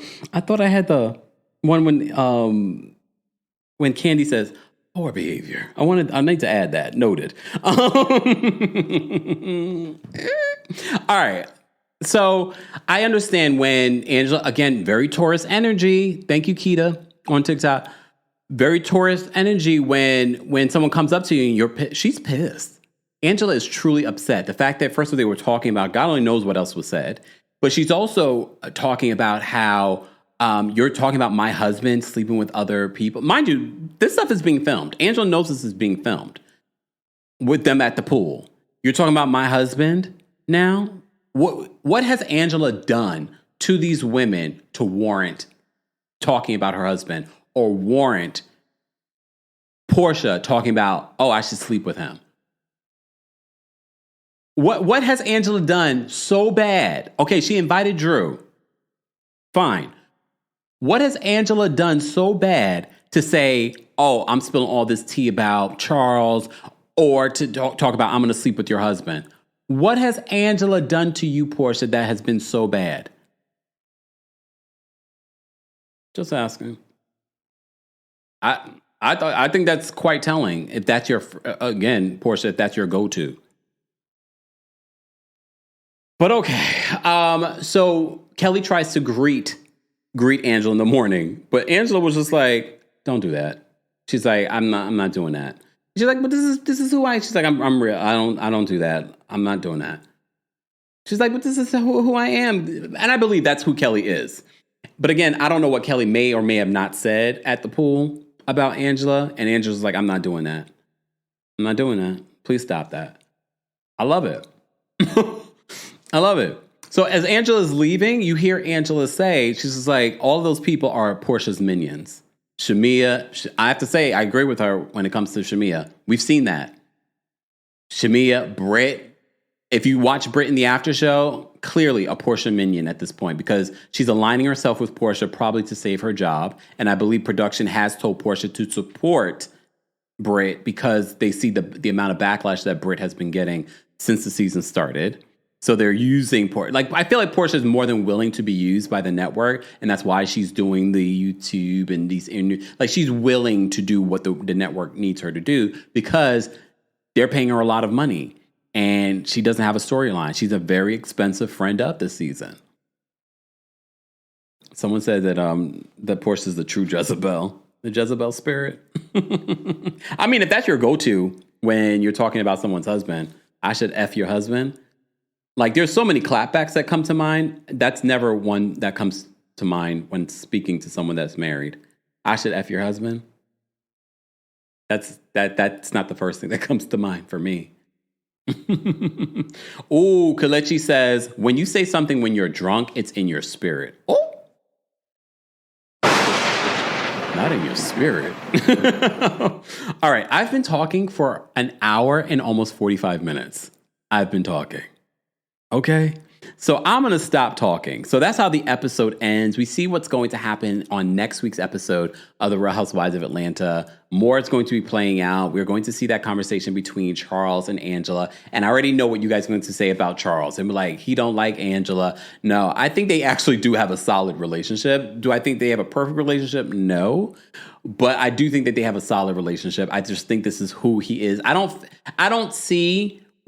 see what people see in regards to Britt and Mike, because I don't feel like it's like that. But I feel like there is actually a partnership between Angela and Charles. I don't know what's happening between Britt and Mike. Mind you, that's a newer relationship. They've only been married since the pandemic. So, but okay. We don't even know if they're really married. But anyway, I've said that. I've said all I needed to say on this, guys. If you had to rate this week's episode of Real Housewives of Atlanta, how would you rate this week's episode? Be sure to let us know in the live chat as well. Let me see what you guys are voting this week. And guys, don't forget to like the video. I will drop the call and link once we get to 1,200 likes, which we're almost there. I see we have quite a few super chats as well. Let me see what you guys are rating this week's episode. The rating for this week's episode is not great like last week. 52% of you are rating this week's episode between a 4 and a 6. If you're part of the replay crew, be sure to let us know where you're watching from and how you would rate this week's episode as well, like specific number. Live chat, you could drop your specific number because now I kind of want to know, are you leaning more towards a 4 or a 6? I think the episode was okay. If I had to rate it again, I think last week I gave them a 4.5. I don't feel like last week's episode was this week's episode was as bad as last week's. It still wasn't great. We're on a girls trip and I feel like I didn't feel the fun. It felt like a very quick trip. Maybe when they go on this next trip, or where are they going for this next trip? I forgot where they went. It would be interesting. All right, I'm seeing 4s, I'm seeing 5s, I'm seeing some 6s. Okay. Live chat on TikTok is giving me 4, 4, 4, 4.5, 4. Victoria says felt very Mean Girl vibes. Okay. Tiara gave it a 6. Keita gave it a 5. TikTok, keep tapping your screens. Can we get to 25,000 likes? Grenada, they're going. Okay. Star Parker gave it a 5. D-Man gave it a 6 on TikTok. I'm reading the TikTok. Philly John gave it a 5.5. Nikki Clark on YouTube gave it a 6. Jermaine gave it a 5. Tanya gave it a 7. Taurus Spoon gave it a 3. Houston Foodie gave it a 6.5. Princesses 4. I forgot they were even on a trip. Damn. Yeah. Like the group trips aren't landing the way they used to. I don't know. And for me, it's when you have a group trip, it's not just about turning up and shaking your surgery booty. It's not just about that. It's not just about drinking. It's about having genuine fun. And I wasn't getting that vibe. But all right. All right, let me get to the callers, guys, because I've, again, talked over an hour and 45 minutes for an episode that wasn't that great. I still had a lot to talk about, right? All right, but it's not giving me Salt Lake City vibes. And Salt Lake City has been good. All right, let me get to the callers. Callers, I'm only giving you 30 seconds. Right, live chat, I am going to drop the call link for you guys as well. Be sure to, again, the callers' opinions do not represent the opinions of myself, the Kempire LLC, or our sponsors. And they agree not to use profanity or derogatory comments and to respect the timer so that we're able to get to everyone. Live chat, we have dropped the call-in link for you guys as well. Shout out to everyone watching on Twitch and Twitter. We got over 1,200 people watching on Twitter. What's going on, Twitter? Y'all still over there mad about something? Probably. Okay. But no, we have quite a few people watching on Twitch too. Shout out to everyone watching on Twitch. Hey, Twitch gang. Hey, RoboBeth watching on Twitch. The quality over here is top tier. Shout out to everyone. Carolyn's a Cancer watching on Twitch. Okay. All right. Let me get to these callers. Shout out to everyone watching on Facebook as well. And of course, our YouTube fam and our TikTok fam. Thank you for 21,000 likes. TikTok fam, keep liking up the video. All right, yes, and shout out to our Kings Guards. They don't get enough credit in here. Please shout out to our Kings Guards. All right. All right. We'll get to our super chats first before we get to our callers. Mr. Melanin Magic. Oh, wait. Sorry, Mr. Melanin. I'll get to your super chat in a second. Behind the Fro.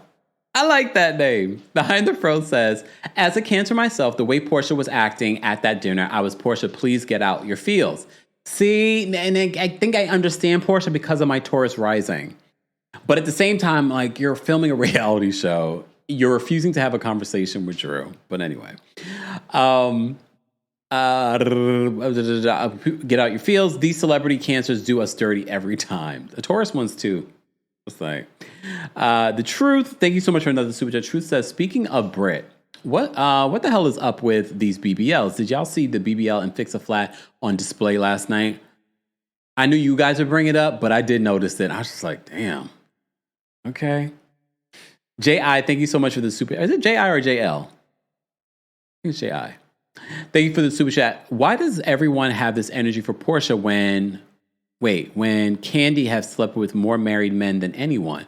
Jermaine Dupri. Jermaine's not married. The Jermaine Dupri's daddy. Wasn't that a rumor? I can't remember now. Now you got me going all the way back into the files of my mind. Gerald Levert and Block. Is that true? Was Block married? Okay.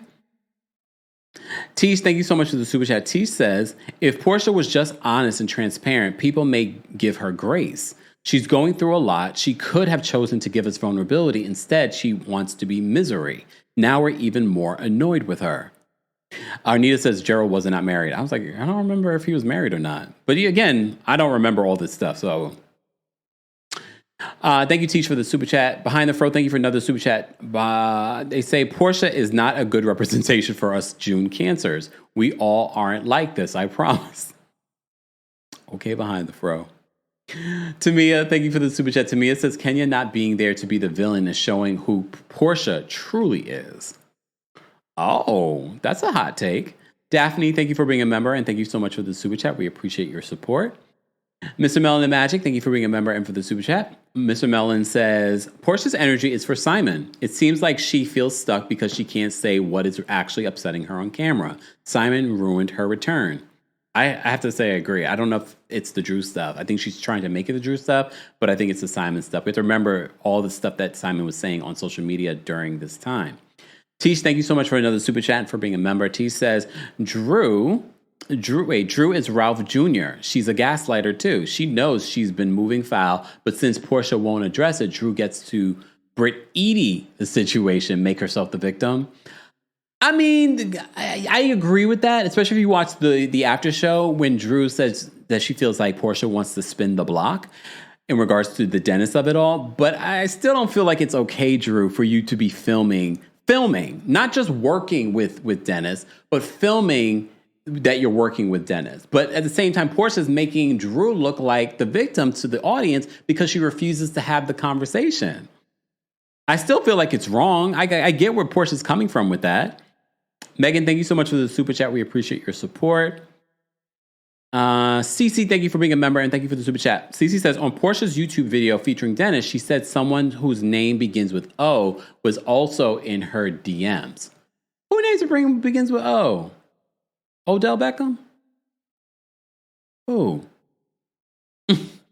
Jay, thank you so much for another super chat. Jay says, Angela can dish it but can't take it. You want to ask about who man I'm taking?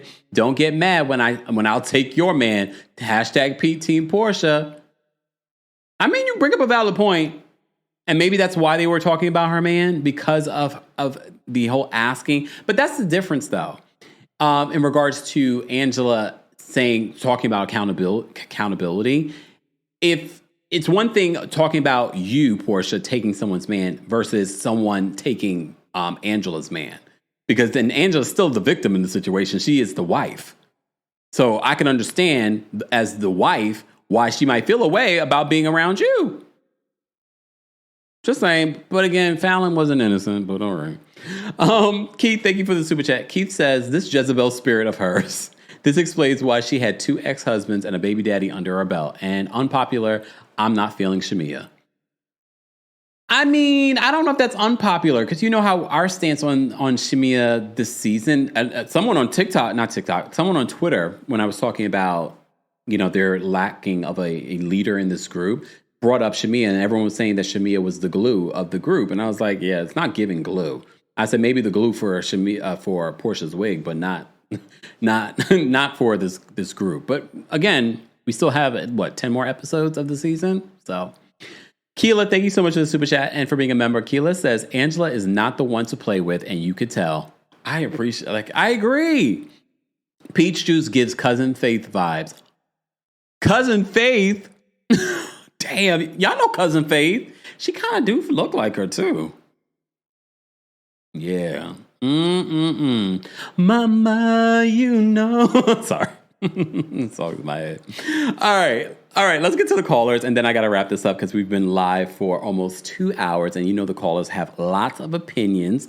Callers, please respect the timer so that we're able to get to everyone. Once you shared your opinion, please drop out because we have quite a few people still trying to get in. I see that they're saying that the backstage is full. Miss Bernice is first today. Miss Bernice, how'd you become first? Hey, what up, though? Hey. Hey. The Jezebel harlot spirit runs deep in Porsha. Ooh. She wouldn't be around my goldfish, okay? My thing is with Ralph and with his wife. You complaining that you never see your kids. You in the basement. How you don't see your kids? For him to walk to that, to all duped out, girl, sell that house, downsize, get you a small house for you and your kids, and just keep it pushing. Let the heartache in. I'm tired of it. Other than that, I just watch the reviews so I can come here and say something because I love you. Have a good day. You too, Miss Bernice. See you next Monday. Yes. Bye. Oh. Miss Bernice, you gotta love Miss Bernice. Miss Bernice has been a member for a long time, but she's also been a part of the channel for a very long time. Miss Bernice, you're gonna have to let us know how long have you been following. Hold on, let me ask Miss Bernice. Miss Bernice, how long have you been a subscriber? Since COVID. Oh, damn. So yeah, the entire time. All right. Thank you, Miss Bernice. You're welcome. Bye. Speaking of being around a long time, Judgy Justice has been around a long time too. Judgy Justice, what do you want to share?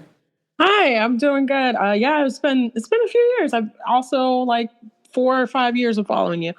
So first of all, I'd like to say that Angela should have called it out again the next morning. If someone said that they were going to do that to your husband, I would have said it because I would have been hot and angry all night as a Taurus. Secondly, I also think that Porsha should stop comparing her relationship with Dennis to people that are married or were publicly dating. Because as we remember, Candy brought it up when she was saying that she was talking to him. Does he know that? Because we just saw him in the club with other people. So you keep trying to make it seem like this was an exclusive relationship. You guys weren't married. You guys were just messing around. So that's it for me. Thank you. Thank you, Judge Justice. All right, Born to Win is backstage. We're going to bring Born to Win up next. Born to Win, what did you want to share? Born to Win, you're muted. Born to Win. Uh-oh, she probably stepped away because some people aren't back in the office. Keith is backstage. Keith, what did you want to share? Hello, Kempire. Hey. I wanted to say, first of all, with Porsha and Drew, I think actually Porsha is gaslighting the audience. And one, I don't even think she really knows the meaning of gaslighting because the way she explained it with Angela didn't make any sense, but she's definitely trying to gaslight the audience because she's saying how she has had this conversation with Drew multiple times, but we can't go back to one scene that she has actually had this discussion with Drew. Yeah. So honestly, I just think this situation, she's grasping for straws. She really needs to find something better to do. And she would definitely be passive aggressive with Drew at that table for sure. Okay. All right. Thanks, Keith. All right. Let me try Born to Win again. Hold on. Born to Win, are you there? Born to Win, you're muted. Oh, wait. Hold on, Born to Win. I see you came back. It must have been an issue. Born to Win, are you there? I'm here. There you go. Hey, sorry. It's okay. First of all, what's your problem with Geminis? The clock has started. You want to use this time to talk about it? Okay, I'm a Gemini, so please, okay, free us, okay?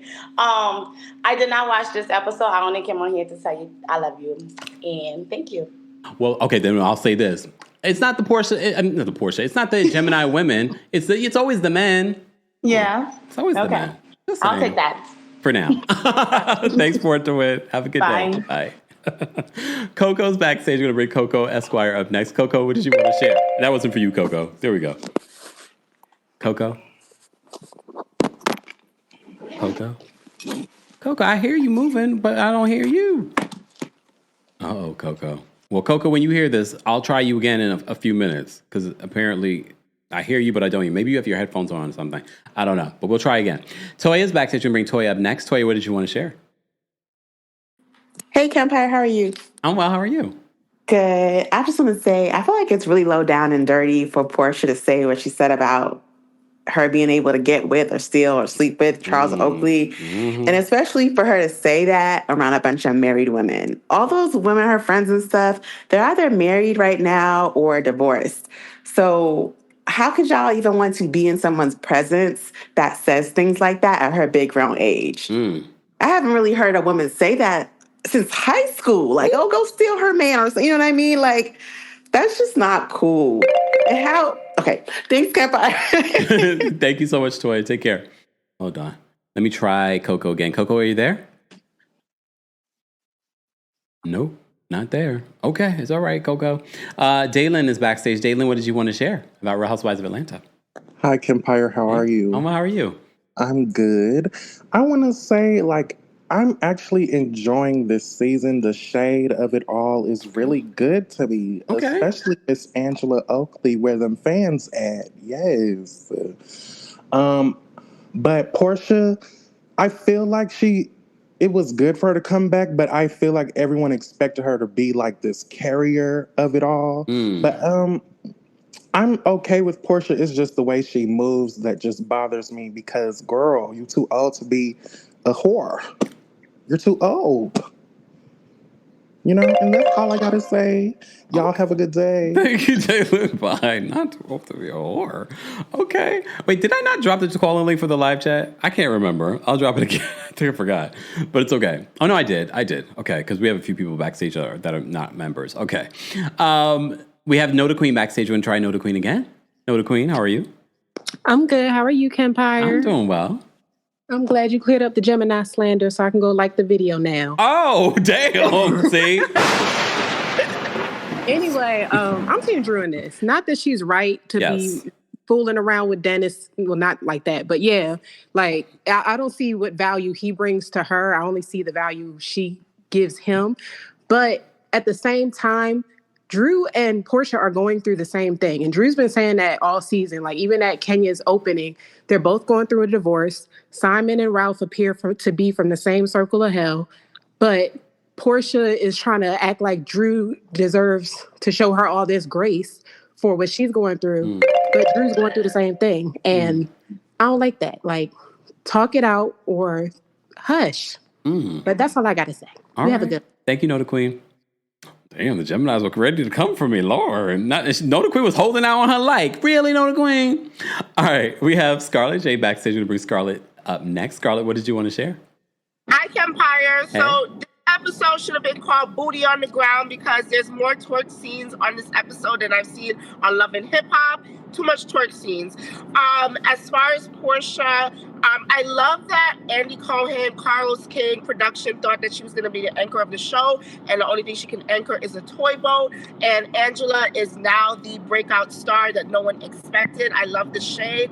I love that she can hold her own, and she's going to be stepping on next all season, even with Faye Faye. And that's all I got to say. Thank you, Scarlett. Take care. Bye. All right, Tisha's backstage. We're going to bring Tisha up next. Tish, what's going on? Wagwan Campfire. Not much. How are you? Good. Okay, really quick. I used to love Porsha, but obviously not anymore. Her character is trash, and I'm so disappointed in her.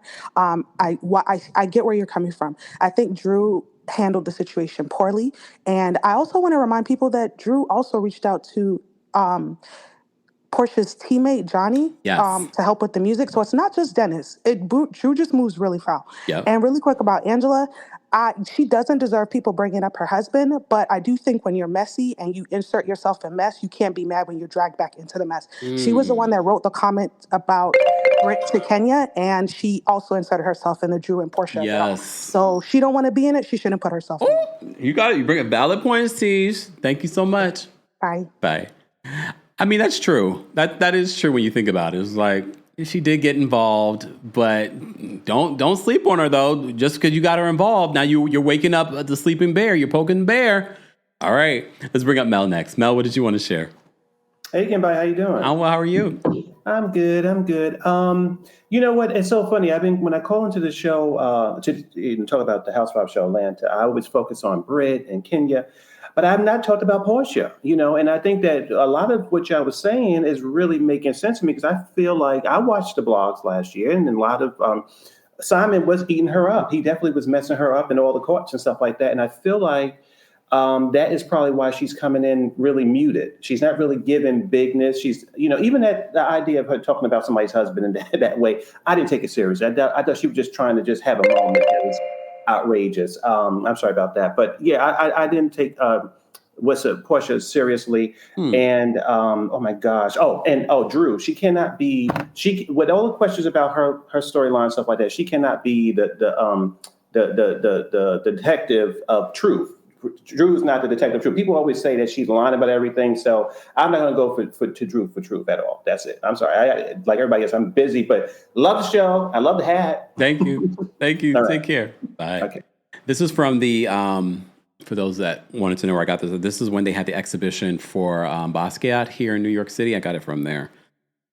So I just like it. I love a crown. Okay. All right. Wait, let me try Coco again. Hold on. Coco, are you there? Coco Esquire, are you there? Coco Esquire, you're muted, but it's okay. Let's go to Anthony. Anthony, what did you want to share? Hey everyone, Anthony from Los Angeles, California. How are you, Kempire? Oh, well, how are you? I'm good, thank you. So for this episode, I'm giving a 6 out of 10. Porsha, get in front of me. I'm so tired of her. It's been 8 episodes, and we have never seen Dennis and Drew have a conversation about her. It's all about Drew's album. I'd rather see Porsha Gombadia and see her side of this divorce and her view of this marriage, even though it's been very short. She's coming off entitled and as the star of the show, but she doesn't even give an answer to anybody or to anything that she does. Even though she's the one starting beef with anybody and also with Drew. Angela, please gather her again and again. And quick question, are you watching the after shows? I am, and I talked a little briefly about it. I don't feel like, at least the first episode was kind of I don't understand it either, but the fact that Drew said that Ralph and Phaedra talk to each other, oh my gosh. Didn't I foretell that last week? Watch out. Oh my goodness, it is a mess. But thank you so much, Empire. Thanks. Anthony brings up a good point from the after show when asked about how would Drew feel if the tables were reversed and Porsha was filming with Ralph, and she's like, well, I'm okay with it because Ralph speaks with Phaedra and they've spoken about. It would be different if he was filming though, Drew. I need you to hold some accountability. Stop trying to downplay like that's cool. And I do think that Drew moves funny. I always bring up back to the issue that she had with Candace. Remember that? It was mentioned on Real Housewives of Potomac. Drew moves a little funny. Drew moves funny. Okay. All right. Let me bring up Matea next. Matea, what did you want to share about Real Housewives of Atlanta? Hey, King Kemp. Happy Taurus season. Thank you so much. I just feel like we've been so spoiled by other great shows like Salt Lake City that this reboot is just giving mediocrity at its best, especially with some newbies, Brit, that literally are bringing nothing substantial to this table. I think she should be a one and done. Oh, and I'd rather have messy Mia be lying than backwards Barbie Brit, because no. No. All right. And that's all I want to say. Thank you. Thank you, Matea. Take care. Not backwards Barbie. That was pretty good, though. Okay. Especially when you saw her jumping up by the pool. All right. Moving on. LB's backstage. We're going to bring LB up next. LB, what did you want to share about Real Housewives of Atlanta? Hi, Kempire. Hi, everyone. Hey. I just want to say I love Porsha. I do not always agree with everything that she does. I think she's foul in a lot of ways, but she's a fun girl, and that's all I take her as, not seriously. But you stole my thunder, because what I wanted to address was the fact that Candace Dillard, she pointed out that Drew, she said when Andy asked her what was her problem with Drew, her comment was something like, if she wanted to do business with someone that her friend knew, she would go to that friend first. And she said that wasn't done in the case with, her and Drew, and that it left a bad taste in her mouth. So I feel like more than just filming with the hot dog man, whatever his name is, Dennis. I feel like it's more than just that. Drew moves funny. Yeah. And she tries to play innocent in the situation. And the audience maybe you're falls not. for it. Repeat that? And the audience falls for it. Exactly. And the audience falls for it. And like someone else said earlier, because Porsha is not being specific, it kind of makes Drew look like the victim while Porsha looks like the big bad bully. Yeah. It's true. But I cannot stand Drew. She is her husband. They are one and the same. They deserve each other. That's a hot take, but it's true. Thanks, Bye, LB. y'all. Bye. Thank you.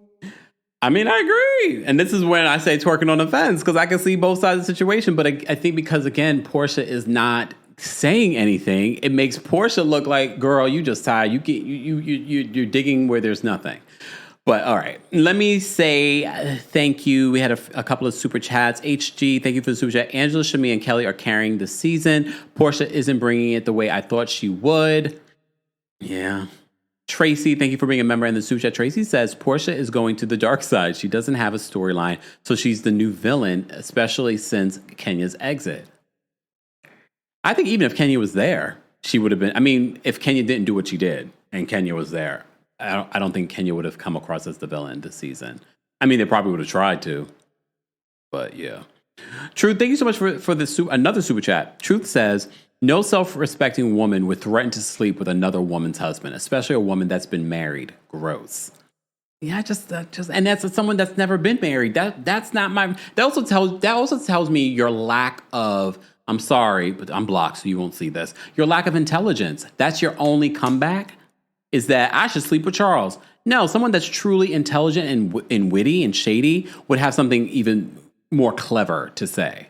Just like that's your go-to. I should sleep with Charles. Okay, girl. All right, we have a long line. Let me get to the rest of these callers. Nia's backstage. Nia, what did you want to share? Hey, Kim, can you hear me? Yes, can you hear me? Yeah, I can hear you. How you doing? I'm well. How are you? Pretty good. First, I wanted to say up until the last 10 minutes, I was going to ditch the rest of the season and just listen to your recaps because I found the episode kind of dull. Yeah. But, and another thing, and I thought you were going to bring this up about like Angela, the exchange between Angela and Britt. I think Angela, she's too apologetic. I think she should have told Britt. I did bring that up, Nia. Did you bring it up? Okay, I'm gonna rewind it once this episode is done or whatever. But yeah, I say she's too apologetic, but she should have also told her the only reason I asked you was out of concern. I wasn't trying to come at you that way. So I don't know. I hope they bring it up in the rest of the season. But like I'm saying, I'm probably just gonna be listening to your recaps. This show is going downhill. Thank you, Nia. We appreciate your support. Bye, Kemp. That means I gotta watch it, but it's okay. I will watch it for the team. You guys show up. I will say that for these are probably record numbers that we're seeing with our Housewives of Atlanta recaps. Probably because y'all not watching the episodes and y'all watching me. Okay, this is why I take notes and I talk about it. But we did talk about Angela and her constantly apologizing, and I was just like, okay, only time will tell if they're truly genuine. All right, Stefan is backstage. We're gonna bring Stefan up next. Stefan, what did you want to share? Hey, how are you? Or Stefan? How do you pronounce it? It's Stefan. Stefan. What's going on? Yeah. Yes, I just want to say that Miss Oakley is in charge of the girls thing. Mm-hmm. And it's crazy because when they were rebooting and getting the new girls, we heard everything so much about Britt and Kelly and Kenya. We heard nothing about Angela. And she is just taking it. It's amazing. I do think that she's a little bit messy, but who isn't? And she is reading the girls and clearing them. Porsha needs to let the Drew thing go. Or like the last caller just said, be specific and tell us what you're mad about because you're just looking like you're walking around mad with your donut. But yeah, I'm enjoying it so far. I don't know why everyone's so upset. I'm enjoying it so far. So, okay. But that's all. Thanks, Stefan. Take care. I will say this, though. Based off of the cast that we have now, we know Kenya will not be at the reunion, at least as of right now. I want to know, who do you think will be sitting next to Andy? I already feel like they're going to put Porsha next to Andy, but if they really want to shake up this cast and keep them on their toes, I wouldn't put Porsha next to Andy. I wouldn't even put Drew next to Andy. At this particular point in episode 8, I'm putting Angela. Who's on the other side? Angela. Who's Angela's? Okay, maybe I'll put Porsha. Angela's on one side, Portia's on the other side. Not Britt. What is Britt brought? Kelly next to Angela or next to Porsha. Just saying. But I can see, they're probably going to do Drew because Drew does have a big storyline this season, but we'll see. We'll see. All right. Oh yeah, Shamia. I don't see them putting Shamia there. You see how the season began? This is why I don't jump on bandwagons. You see how the season began? Y'all saw one episode. This season is Shamia. Shamia is the glue. Y'all saw one episode. And now we're on episode 8. Are y'all still saying that Shamia is the glue? Just saying. Okay. All right. H-A-R. Ha is backstage. Ha. What's going on? Ha. Are you there? We hear you. Hello. H-A. Ha. Ha. Hello. All right. Well, I'm going to drop you because I can't hear you. All right. How do I pronounce this name? Ayan Maranuba? Ayan Maranuba? Are you there? Hi, Campbell. Hey, how are you? I'm fine. How are you? I'm doing well. I just wanted to say hi to you. I'm calling from Nairobi. Ah. Hello. I need when to come are you visiting us? I know. I don't know. I want to. We're planning. You've got to come. You have a lot of fun down here. Oh. We love you so much and the recap you do for us. Thank you. Well, Roy is dead. I'm just waiting for them to just, close the curtains, go go rest for a couple of years, then come back. And it shouldn't. They were gone for a year and a half. Even Candy needs to go and, get some sleep as well. Then they can come and visit us after 5 years when they've decided the way forward. Damn. Yeah. Okay. Noted. Take care. Thank you so much for calling in. What time is it in Kenya? What time is it there? Sorry? What time is it there? Sorry? What time is it there? Oh, right now is about 7 minutes to 10 p.m. Oh, okay. So you guys are about 7 hours ahead of us. Yes. Okay. All right. Well, have a fantastic night. Thank you so much. You take care. Take care. Bye. Bye. I know I got to get to Africa, y'all. I'm trying. I might just have to come. Just get on that flight. All right. Michael's backstage. We're going to bring Michael up next. Michael, what did you want to share? Michael Noel. Hey, Campfire. Hey. Okay, so listen, I got some very like down to the I was in an apartment doing my job. I had to walk out real quick. My bad. That's why I was tongue tied. Okay. No, but look, I got some very important news about Shamia. Mm-hmm. First of all, I want to tell everybody, please keep her in our prayers and in our thoughts because she's recently lost somebody in her family. Oh. And also, I just found out that I'm related to Shamia by marriage over the weekend. And I cannot wait. I've been sitting on this info for 2 days just to come and tell you and the community. How are you related in regards to is it married to on the Gerald side or Shamia's side? On the Shamia side. I'm on the good side. And let me also tell you, Shamia Ben came from money. She didn't have to marry Gerald to get money. Her family, is from money. They're like one of the wealthy Black families that actually got land after, what they call it, Reconstruction and all that stuff. And this Jim Crow laws. Yes. So her family is very much established. And I'm honored to say I'm not one of them. So okay. Now, to be fair, Shamia, you haven't met me yet, but I will be at the barbecue this year, okay? Here come one of those cousins. You know what? Bye, Michael. Bye. You see what happens? You get a little fame, a little money. All the cousins start coming out.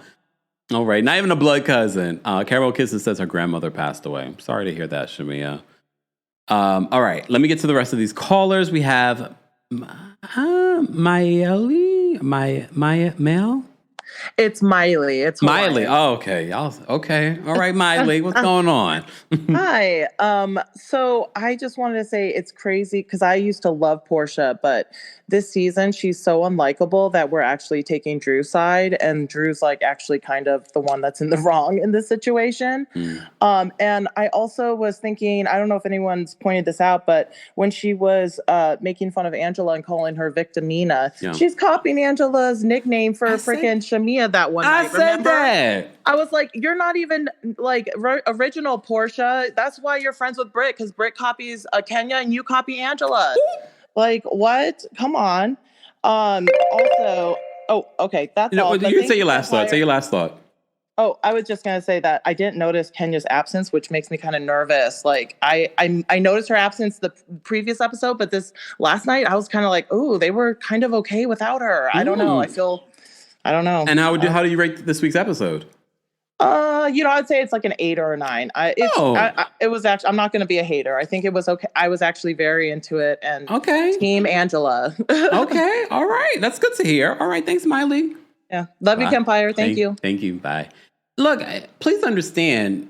Everyone has a right to feel how they feel about this reboot and season. If you're enjoying it, don't feel like you can't say that you're enjoying it. I know some of us are not necessarily enjoying it, but feel free. Everyone's opinion is welcome here, as long as you share it in a positive way. Some people come up in here, you're just a hater, blah, blah, blah. I have a right to feel the way I want to feel. You have a right to feel how you want to feel. Okay?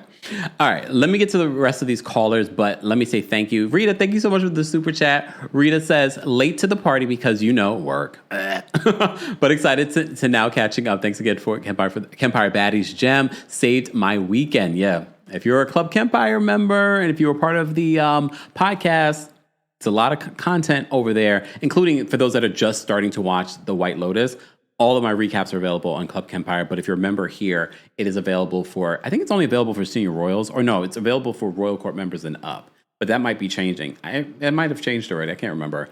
So if you're a Royal Court member, you have access to the video versions of my White Lotus recaps. And I got a special episode coming up this week because I think I'm going to do my Sinners recap for our Club Kempire Baddies. Again, you can get a free 3-day trial now available on the Kempire podcast, so you can see that. I'm gonna drop my review there. I probably will eventually make it available to YouTube, but I'm gonna drop it there first. All right. Thank you so much, Rita, for the super chat. We appreciate your support and for being a member. Noda Queen, thank you for being a member and for the super chat. Noda Queen says they might put Shamia first chair to punish Porsha for wasting their time. But if they're serious, they'll put Angela there where she belongs. She's been running the season. I mean, I agree, but half the time it never makes sense who they're going to put anywhere. I wouldn't be surprised if Porsha put in her contract, I must have first chair. So we'll see who's sitting across from her. Probably will be Drew because of them playing this out the entire season. It probably will be Drew. Vince, thank you so much for the super chat. Vince says, maturing is realizing Drew shouldn't have returned after season 13. Ooh. She moves weird, forgettable, still feels like she's auditioning, doesn't do press runs, and newbies are outshining her. Well, in all fairness, the press runs are determined by Bravo, and Bravo decides who's going to be out there doing press runs and things like that. I'm surprised they haven't had her do the press run yet. They've had everyone else doing it. It's not because she's refusing to. At least that's not what I've heard. But I do agree with you, Vince, that we've questioned Drew for many seasons, but here we are. She really should have been a one-season wonder, according to Vince. Especially when I hear allegedly that production doesn't believe Drew's lies. But okay. All right. Tyler's backstage. Going to bring Tyler up next, guys. We're taking a couple of callers. Tyler, what did you want to share? Uh-oh. Oh, wait. Hold on, Tyler. Because I can't hear you. Wait, there we go. Tyler, are you there? You're muted, Tyler. Or maybe. Oh, can you hear me? Now I can. There we go. Because you was like two Tylers backstage. I was like, this is the same Tyler. Okay. Okay, so I want to say this. I mean, this season is not bad to me. It just shows that they banked a lot on Portia. I think even if she was still married, Portia cannot anchor a show. And that's okay. Everybody is not strong anchoring a show. And that's what's going on. The problem is, as I stated last week, they do need the presence of an OG who can rally those younger girls. Where they made the mistake at is, I know that people, Nene, all these problems, they do need someone of that type of stature. And then you kind of phase them out. Phaedra's not going to be able to do it either. Yeah. They are missing that. And one last thing, Shamia has done an interview. Yes, her family does come from money. She made that clear. And she said, like, her mom owns multiple daycares and things like that. So she does come from money. Okay. All right. She comes from coin. But that's all. Okay. Thank you. Thank you so much, Tyler. I mean, I could say a lot about that. I'm not going to. Look, she's having a tough week. All right, let me bring up V. V, what's going on? V, we can't hear you. V, can you hear me? You probably can, but you can't speak because, the damn StreamYard. Wait, V, are you there? Uh-oh. V, drop out and call back in. I'll vamp until you do it. Look, drop out and call back in. Maybe that will reset it. All right, guys, while I'm doing that, be sure to like the video. It's an easy and free way of supporting not just my channel, but other channels as well. We already have 1,451 likes. Thank you for that. We appreciate that. But we have almost 3,000 people watching on YouTube and Facebook.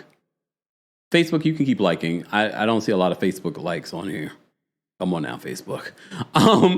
And shout out to the 10 people that disliked it. I understand. Look, Real Housewives, you're watching. I appreciate the watch. Okay. Thank you to everyone that sent in super chats as well. Let me bring V up next. Hold on. V, are you there? Can you hear me now? Yes. Okay, great.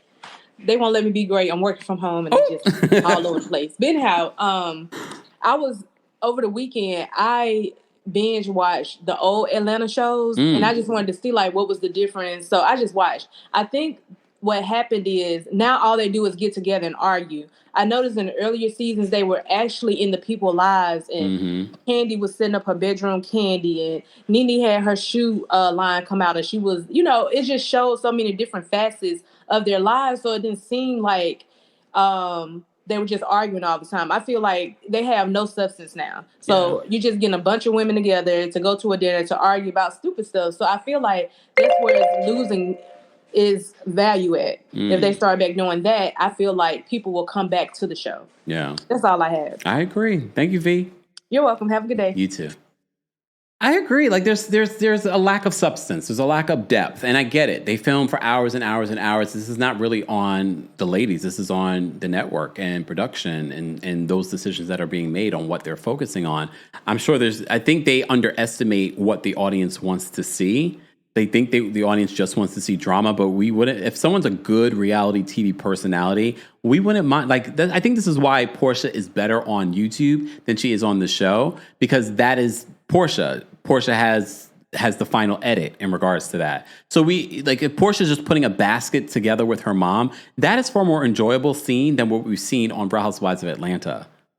And I get it, you're producing a show, but at the same time, there's got to be a more balance in regards to what you're showing. The constant fighting over things that people are not interested in is hurting the show. Very much on Real Housewives of Beverly Hills.